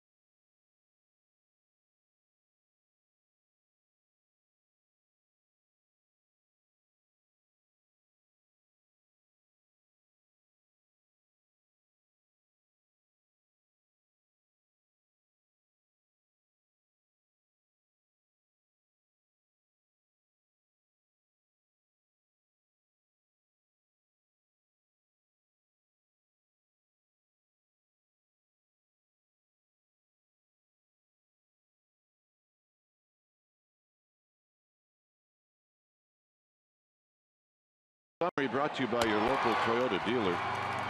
Pretty simple. Lester is not allowed to hit. Giants have hit some line drives in this game, but nothing to show for it. He's got 66 pitches. Ross has an RBI double. Fowler has a base hit. Here's some of the balls that the Giants have struck hard. In the second inning, Crawford lined out to first. Nunez lined back to the pitcher. Brown lined out to left in the third. And then Crawford another line drive. And this is the one Fowler just caught. Here's Pagan, and Pagan on the first pitch pops it up. This will be Baez who makes the play. John Miller's back. Here's Buster Posey. Greater coverage of baseball is brought to you by T-Mobile. September 21st, 2010, here at Wrigley. It was a home run off of Andrew Kashner with one out in the eighth. And the Giants won that game 1-0. Those were big games during that September drive. Giants were trying to catch the Padres. Posey fouls it down the right field line and out of play. And it went down to the last game of the season.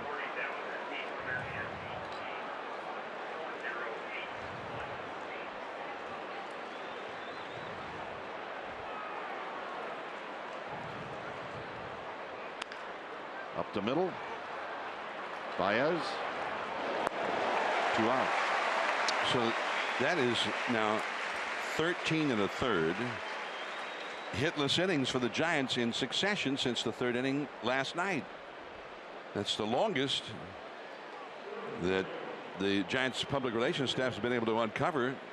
The longest no-hit stretch by any Giants team, at least in the last 42 years.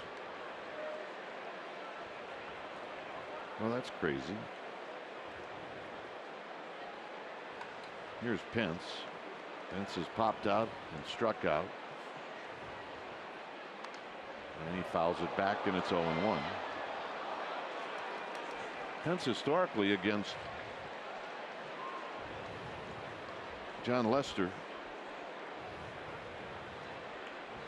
not very good. He's 2 for 14 lifetime, including his at-bats today. 0-2. He challenged them with a 92-mile-an-hour fastball. I mean, Lester seems like he's made it easier and easier as each inning has gone along.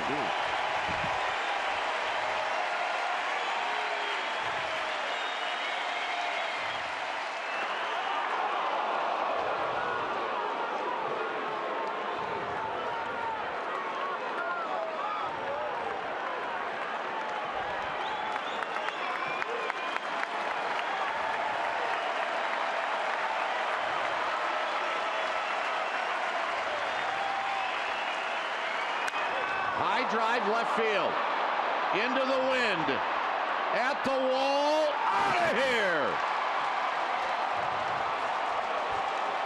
And the Giants are on the board. It's 2-1. Well, if anybody's going to cut through the wind, it's going to be Hunter Pence. He did it last night, and he does it here in the 7th inning.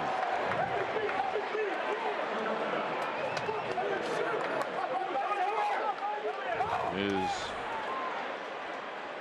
10th of the year, and he got a pitch middle in, and Lester threw it a bit away from the Ross location, and Pence hit it out.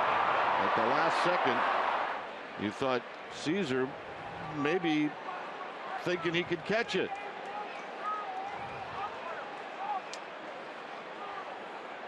Off his bat at 101 miles an hour, according to the StatCast. Who knows how far it might have gone without that wind. But it certainly went far enough. At this point, the Giants don't care if it lands in that basket. That would have been far enough, and he beat that by plenty. Crawford hits one up the middle. And a base hit under the glove of Zobrist. Crawford's going to go for 2, and he's going to make it.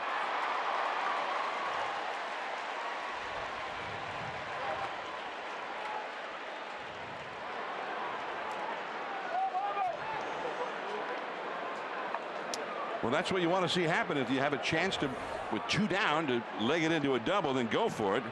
And as the possible tying run, that's exactly what he did.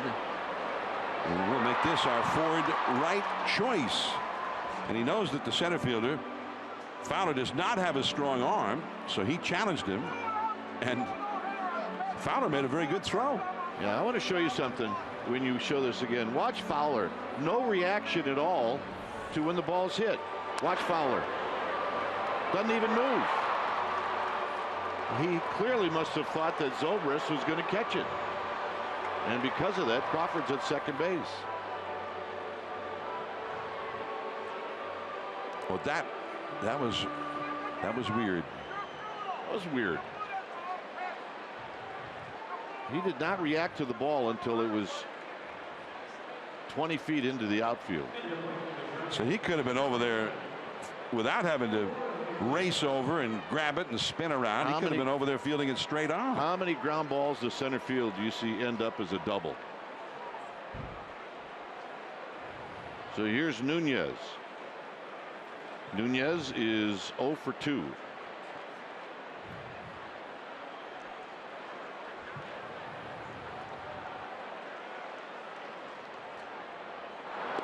And it's low. 1 ball and no strikes. This is the first time all day that Lester has faced a hitter with a runner in scoring position. That's been how dominant he has been. And only the second time he's been in the stretch.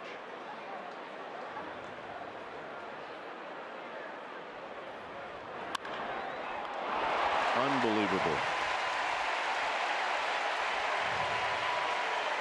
Side retired. Giants are on the board. It's 2-1, and here's the home run by Pence.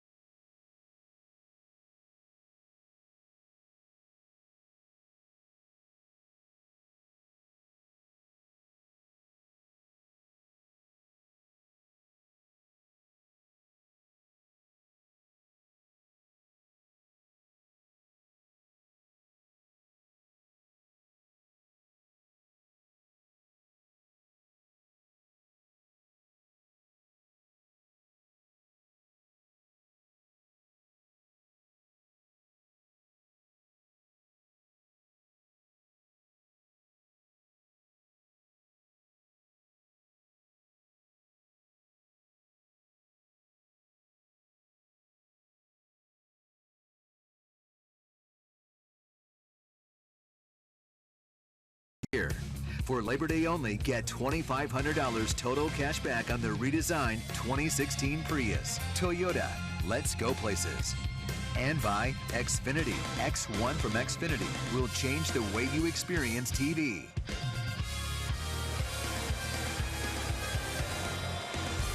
Cubs leading 2-1 as we go to the bottom half of the 7th inning. Corey Guerin, who retired Baez to end the 6th, will go after Ross and then Lester and then Fowler. Ross is 1 for 2.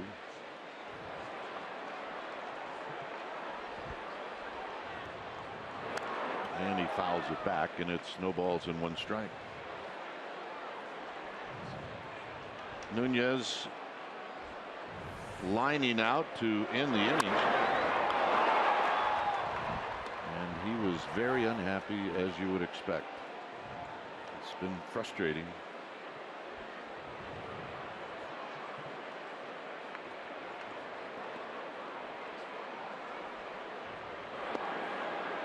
Good pitch, nothing in 2.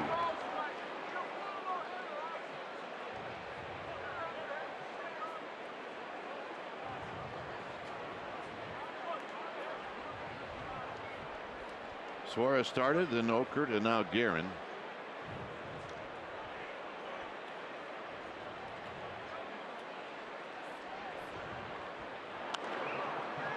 And that pop-up is going to be out of play. I told you that Nunez was upset, and this was his reaction. Lester giving him the stank eye.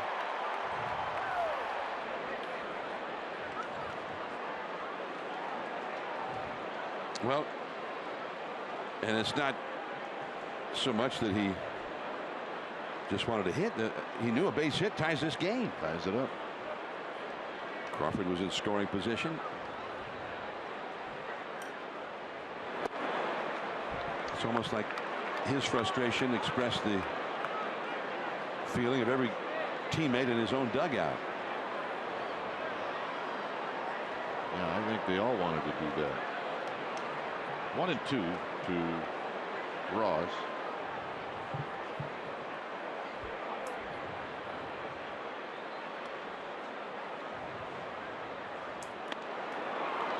Got him.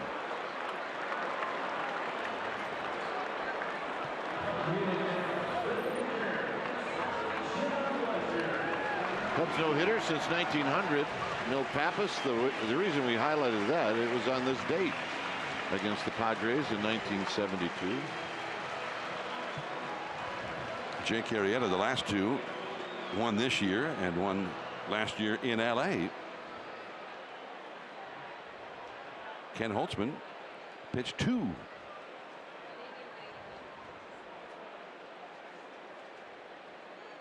Here's Lester. I just got a text from Buster Olney, and I think Buster was the beat writer in 72 for the Padres, wasn't he? In 72? Yeah.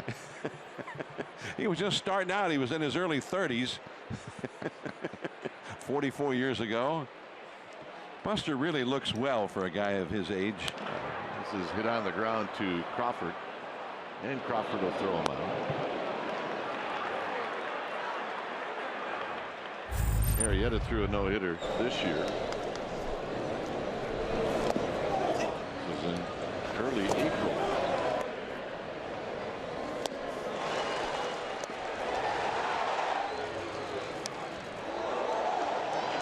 In Cincinnati. Well, there are times where he looks unhittable, and there are times where he literally is unhittable, and that was one of those times.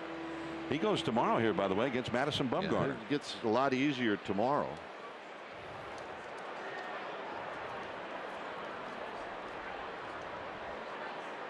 Here's Fowler. Buster did write for the San Diego papers, didn't he? He did. Yeah. I think he was there at the same time when Bruce Bochy was there.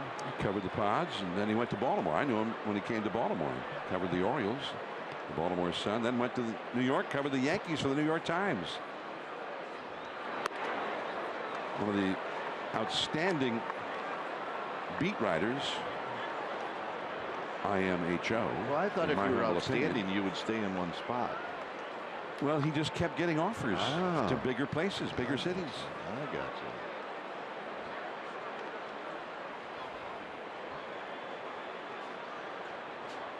Fowler drew a walk in the 5th. Way outside. But I think when he was at the New York Times covering the Yankees, and the Yankees were great, they had a succession of great teams, and he covered them at their best. And the way he covered a game was sort of a clinic on how to do it. He covered every major point and key moment in the game and got quotes from everybody as to what they were doing, what they were looking for, why they did what they did.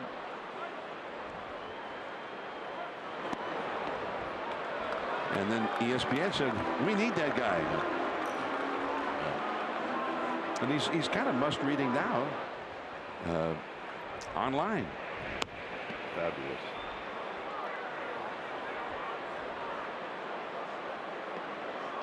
Three and one to Fowler.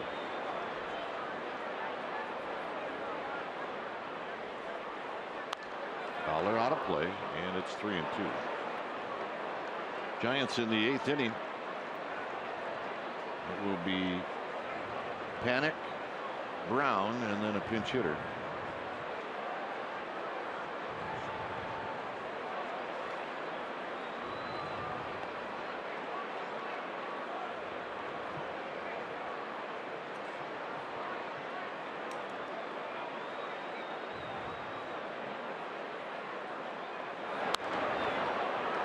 Fowler has hit more foul balls in this series than any other person in uniform.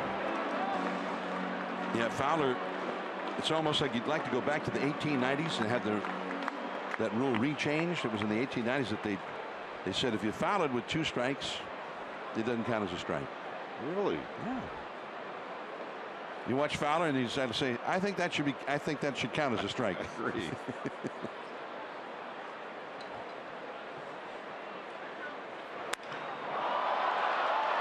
It'll be Span who now comes in, and that'll end the inning. As I mentioned, Panic, Brown, pinch hitter coming up.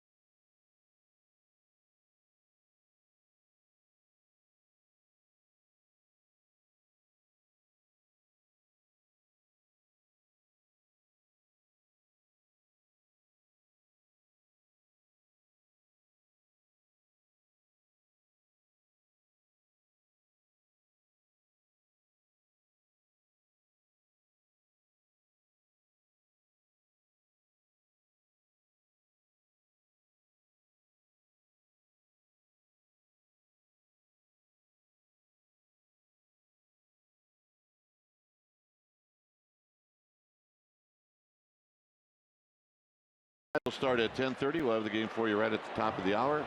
Back in the Bay Area, it's morning baseball, and it'll be Bumgarner against Arrieta. 8th inning. Here's John.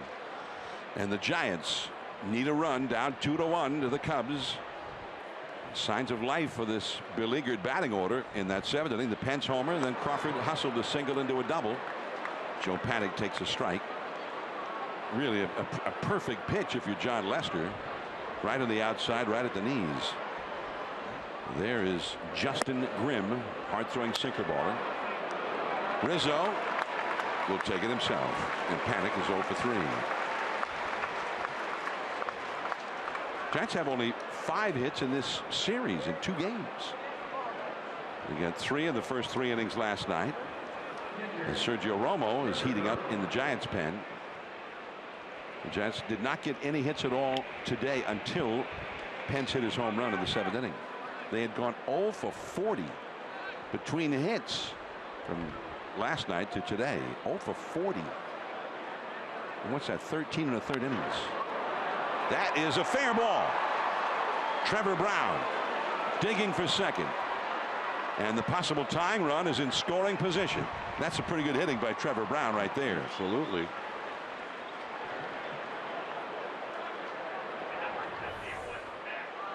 See where this location is, and it's away from David Ross's target, and Brown took advantage of it and just hooked it over the head of Bryant. It's a nice piece of hitting. 6th double of the year for Trevor Brown, and Justin Grimm had to get out of the way, but down in the bullpen. So here is Mac Williamson, just back from the disabled list. He'd been in the minor leagues on a rehab assignment when the Giants brought him back up. And he's got the power to go through the wind for the long ball, but he doesn't need that right here necessarily. And he pops it up on the first pitch. Chris Bryant. So Williamson is gone very quickly. Well, you figured that the first thing Lester was going to do was get right in on the hands of Mac Williamson. And it worked. And that's one of his great strengths against right-handed pitching. You got that, or hitting. He's got that great cutter. And it kind of, you don't really see it coming. From talking to the different hitters, it looks like it's going to be very hittable, and then it has that late movement. It gets in on the hands. So that leaves it to Denard Span, who's 0 for 3. Hit hard, bobbled, recovered the throw just in time. Still down by a run. Aroldis Chapman will be warming up soon.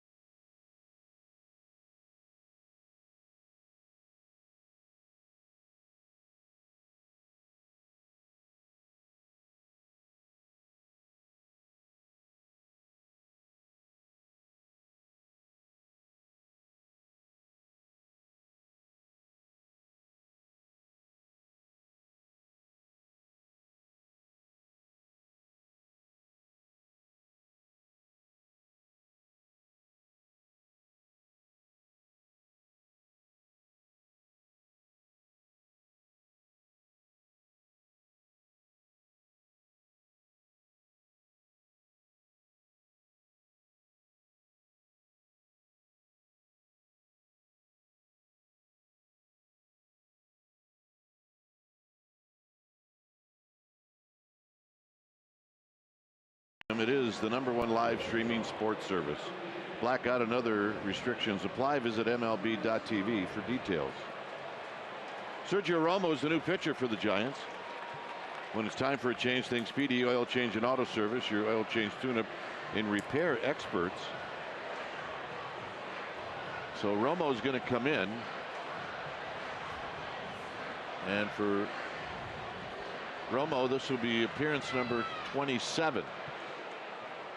And he'll be going after just maybe one hitter, and that's Chris Bryant.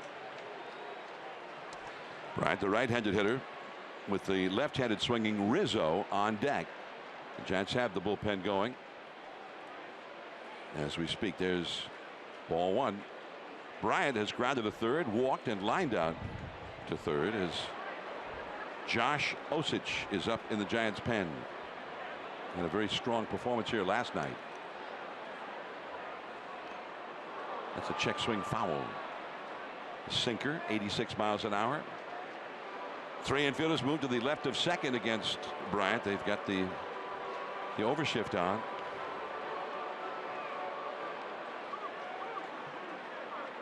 The outfield is kind of bunched up towards center field against this big slugger. Bryant, 36 home runs, tied with Colorado's Nolan Arenado for the National League lead.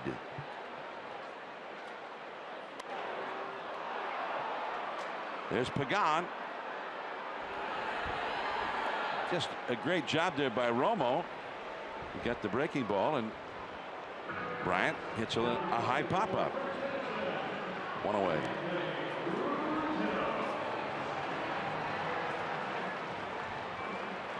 Romo was very excited to find out after the fact that his appearance earlier this week was the 500th of his career. He didn't even realize it. But they gave him the ball that he had last used in that appearance as a memento of the occasion. And he said he's going to cherish that because not many people, going back to when it was all getting started for Romo, everyone would have thought that he would have made the big leagues, much less be in the big leagues with World Series championship rings and whatnot as a key man on those teams for 500 big league outings. He stays in there to face Anthony Rizzo. And he gets a save. Final game of the World Series in 2012. He blew an 87-mile-an-hour fastball right by He did. Miguel Cabrera, maybe the best hitter on the planet. Cabrera was looking for something else. Down the right field line. Into the corner. It is foul. And I think the wind had a lot to do with that. Immediately, Trevor Brown went out to the mound to conference with Romo. You see that the wind has been blowing in all day. Although it shifted a little bit, it was straight in from right when the game started. Now more from the northeast and more from center field. In fact, now looking at the left field foul pole, Kipe, sometimes it's just straight in from left again, as it was last night. Yeah, the Cubs were looking at something back in their clubhouse.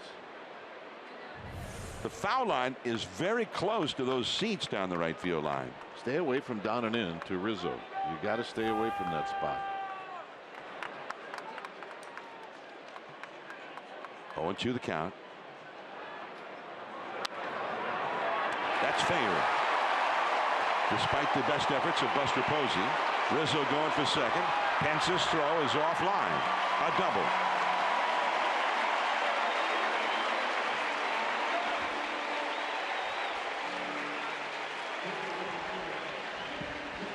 .38 doubles this year for Anthony Rizzo.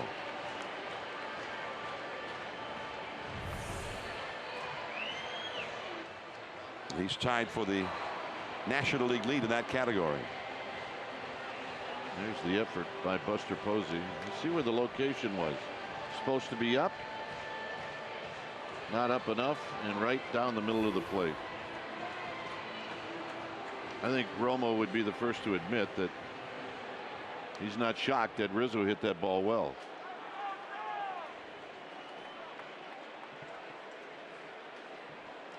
So here's Zobrist, who has flied out to right center, grounded out to second, and walked. By the way, no sign of Aroldis Chapman warming up in the bullpen.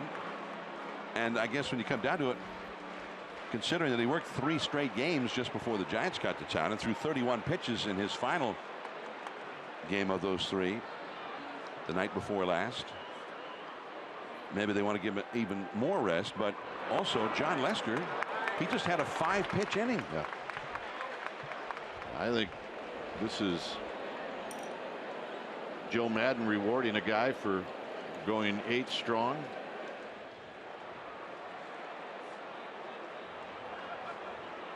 And give him a chance to get a complete game. He's had 1 complete game this year. They're walking Zobrist intentionally now with the right-handed hitting Caesar on deck. Fell behind him, and they said, well, the heck with it. Let's just give him first base and start over again with a fresh count on the right-handed hitter. Now Caesar is not going to bat. They have some left-handers available. They're going to use one right here. This is the first hit allowed by Lester today. Right down the left field line. And yep, Giants fans that are here were very pleased, as you would expect, as Bruce Bochy comes out. So they put in Miguel Montero, the left-handed hitter, and the left-hander Josh Osich will be brought in. 2 men on, 1 man out. We'll be right back.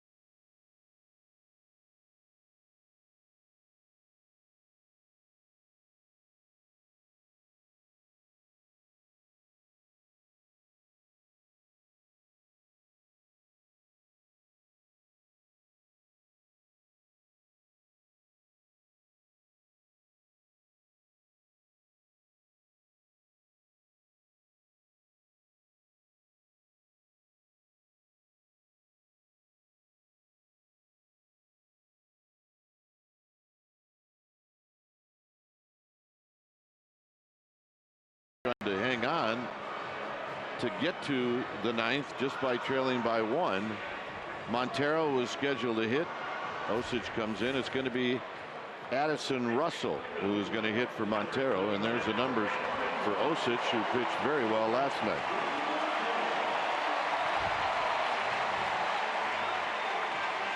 By the way, you may have seen I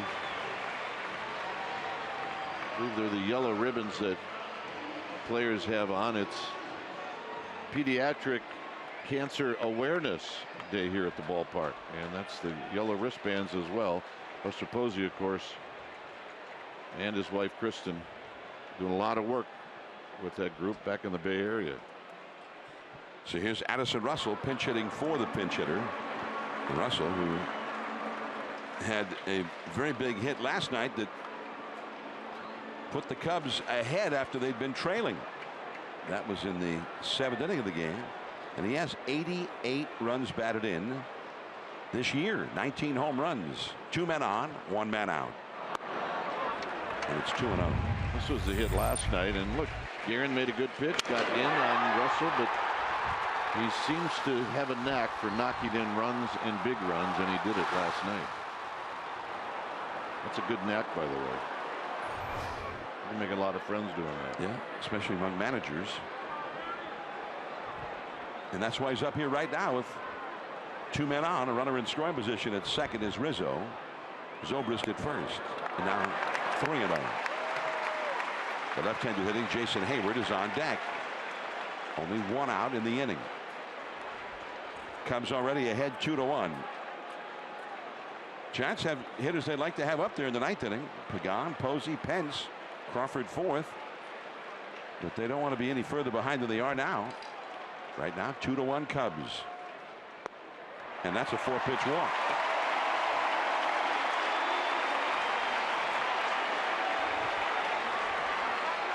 And they are loaded for Jason Hayward.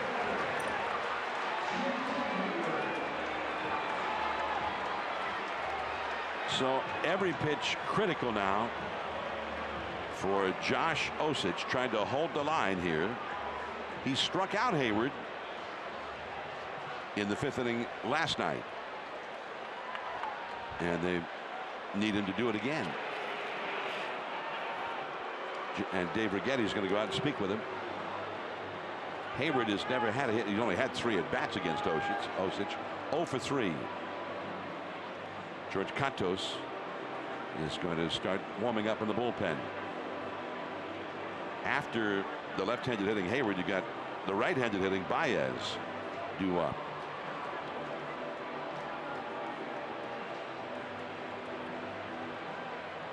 So every pitch with the Giants' chances riding with it.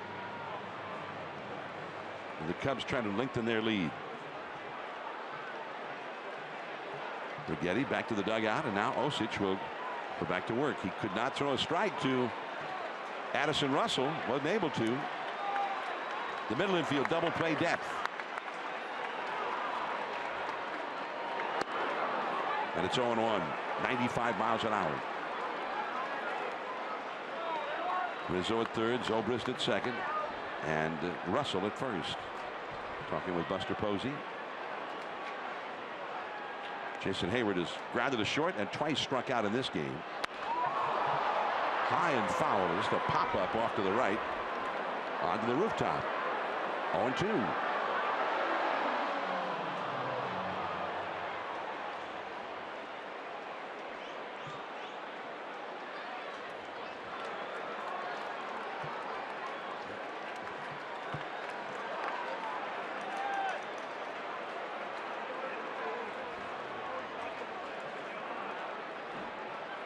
Osich steps off the slab now. It's been a real difficult year for Jason Hayward. Signed as a very high-profile free agent. Cubs spent huge money to bring him here, and he just has had a terrible time of it at the plate. 2-strike pitch. Back to first, double play, a line drive to Panic, and an inning-ending double play. Wow. Last chance for the Giants. Pagan, Posey, and Pence coming up.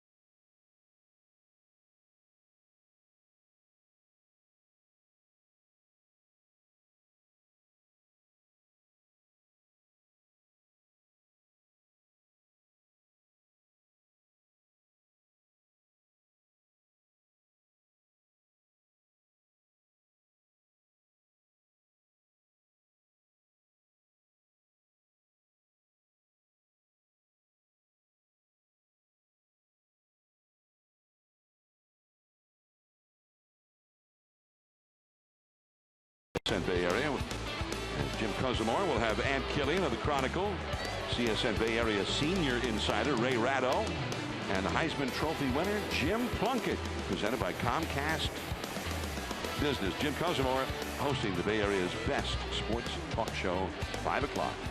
2-1. Cubs leading the Giants. No sign of Aroldis Chapman, but Justin Grimm, a right-hander, up in the bullpen as Lester goes back to work. Dwayne Kuiper. And the pitch to Pagan, and Pagan bluffs a bunt, and he takes a ball outside. 1 ball and no strikes. Pagan, Posey, and Pence. If you were going to pick a spot in this lineup to try to get a run, you might pick it right here. 2-0. 85 pitches for Lester, so he's been good.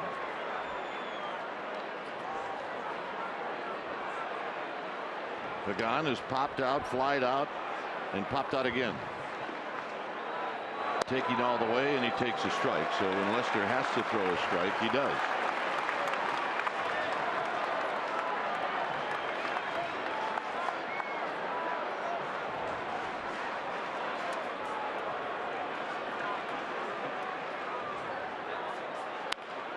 Slowly hit to Baez.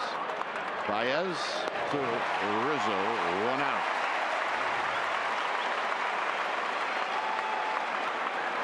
And here's Buster Posey. The closest thing to the leadoff hitter getting on in this game for the Giants was a Trevor Brown 1-out double in the 8th. So the Giants really have not forced the issue on John Lester at all today. Here's Posey. Foul back. They have had good at bats at times. They have hit some line drives. But the bottom line is Lester's 2 outs away from a complete game. Zobrist is in left. Russell's at short. Baez at second. It's no balls and 1 strike to Buster Posey, who's walked, he's struck out, and he's bounced out to short. 1 ball and 1 strike. Posey will retrieve it.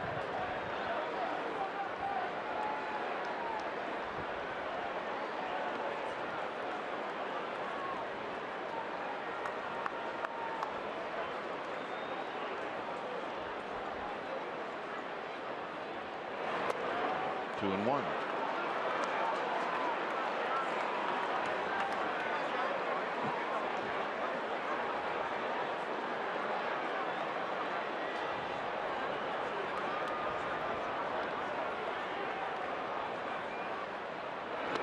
Way out in front, 2-2. He pulled the string on him.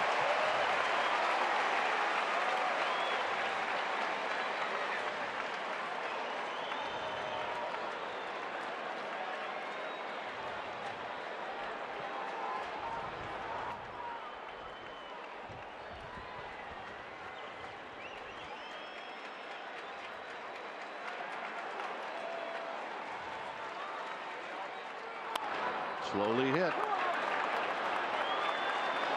2 down.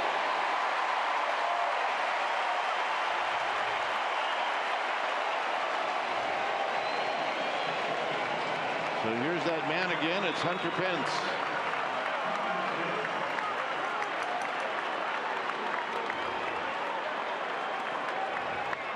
Pence knocked one out down the left field line to give the Giants their only run, and also it was their first hit, and that happened with 2 outs in the 7th.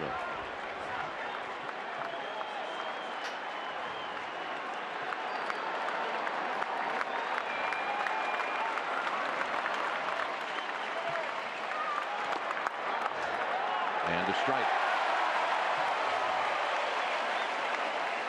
Lester, easy 93 here in the 9th.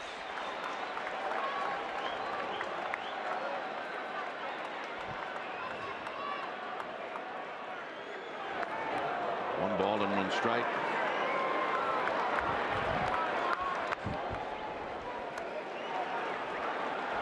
On deck, Crawford. Crawford would like to hit here in the 9th.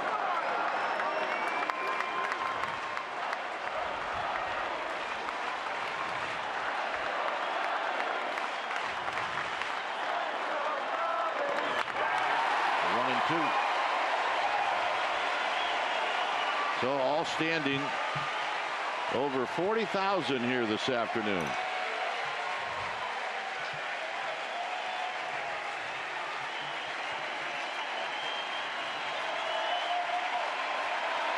Pence had 2 strikes on him when he hit the home run in the 7th.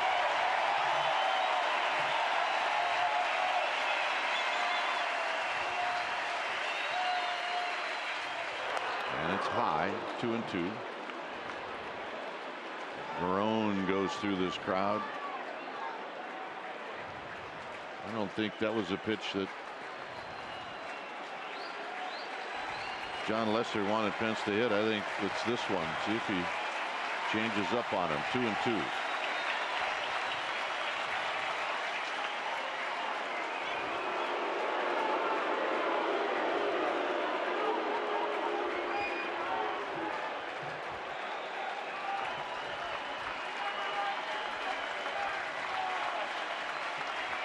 And the 2-2.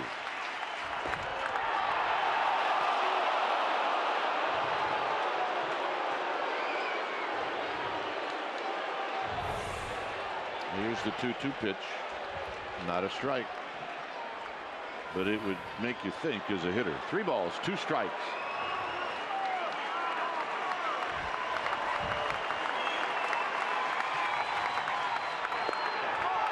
Crawford will hit.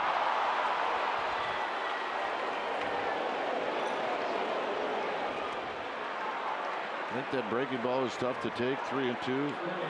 My goodness. So here's Crawford. Crawford has had 3 good at bats. He's 1 for 3. I'm still shaking my head as how he could have taken that fastball just before. That's true. By the way, the pitch FX on the MLB at bat app that's plugged into the system that the umpires use to critique themselves and whatnot showed that pitch on the outside was several inches off the outside. So here's Crawford, chokes up slightly.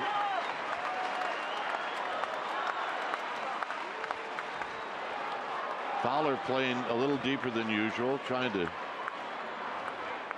keep any ball getting through the gaps. Hence has got good speed. A ball in the gap could tie the game.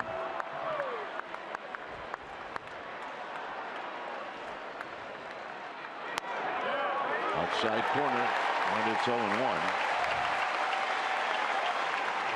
And this pitch from Lester will be number 100.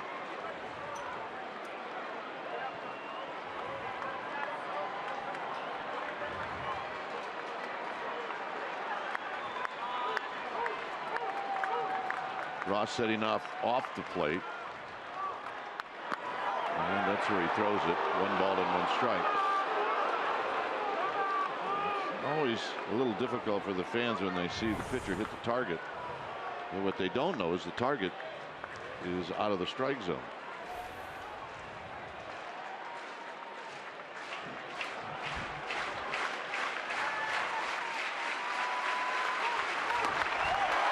One and 2.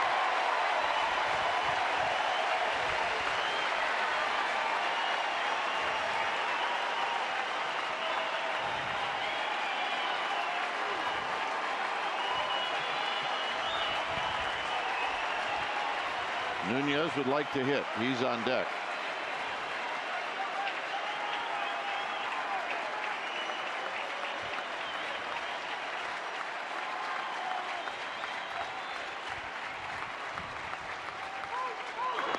Got him. And that's the ball game.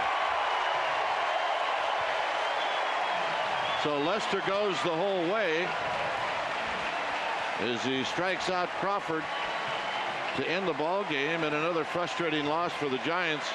A job well done by the starting pitcher Albert Suarez in the bullpen, but the offense does not come alive until the 7th inning. Prior to that, the Giants hadn't had a hit. If you had said to Bruce Bochy, would you take 5 innings, 2 runs allowed by Suarez, he would have said, we'll take that in a heartbeat. So they certainly pitched well enough to have won this game. But this is part of how the Cubs have done it all year. Their pitching has been the best in all of Major League Baseball, starting with John Lester. So final score here at Wrigley Field: Cubs 2, Giants 1. Stay tuned. Esurance Giants postgame live starts right now.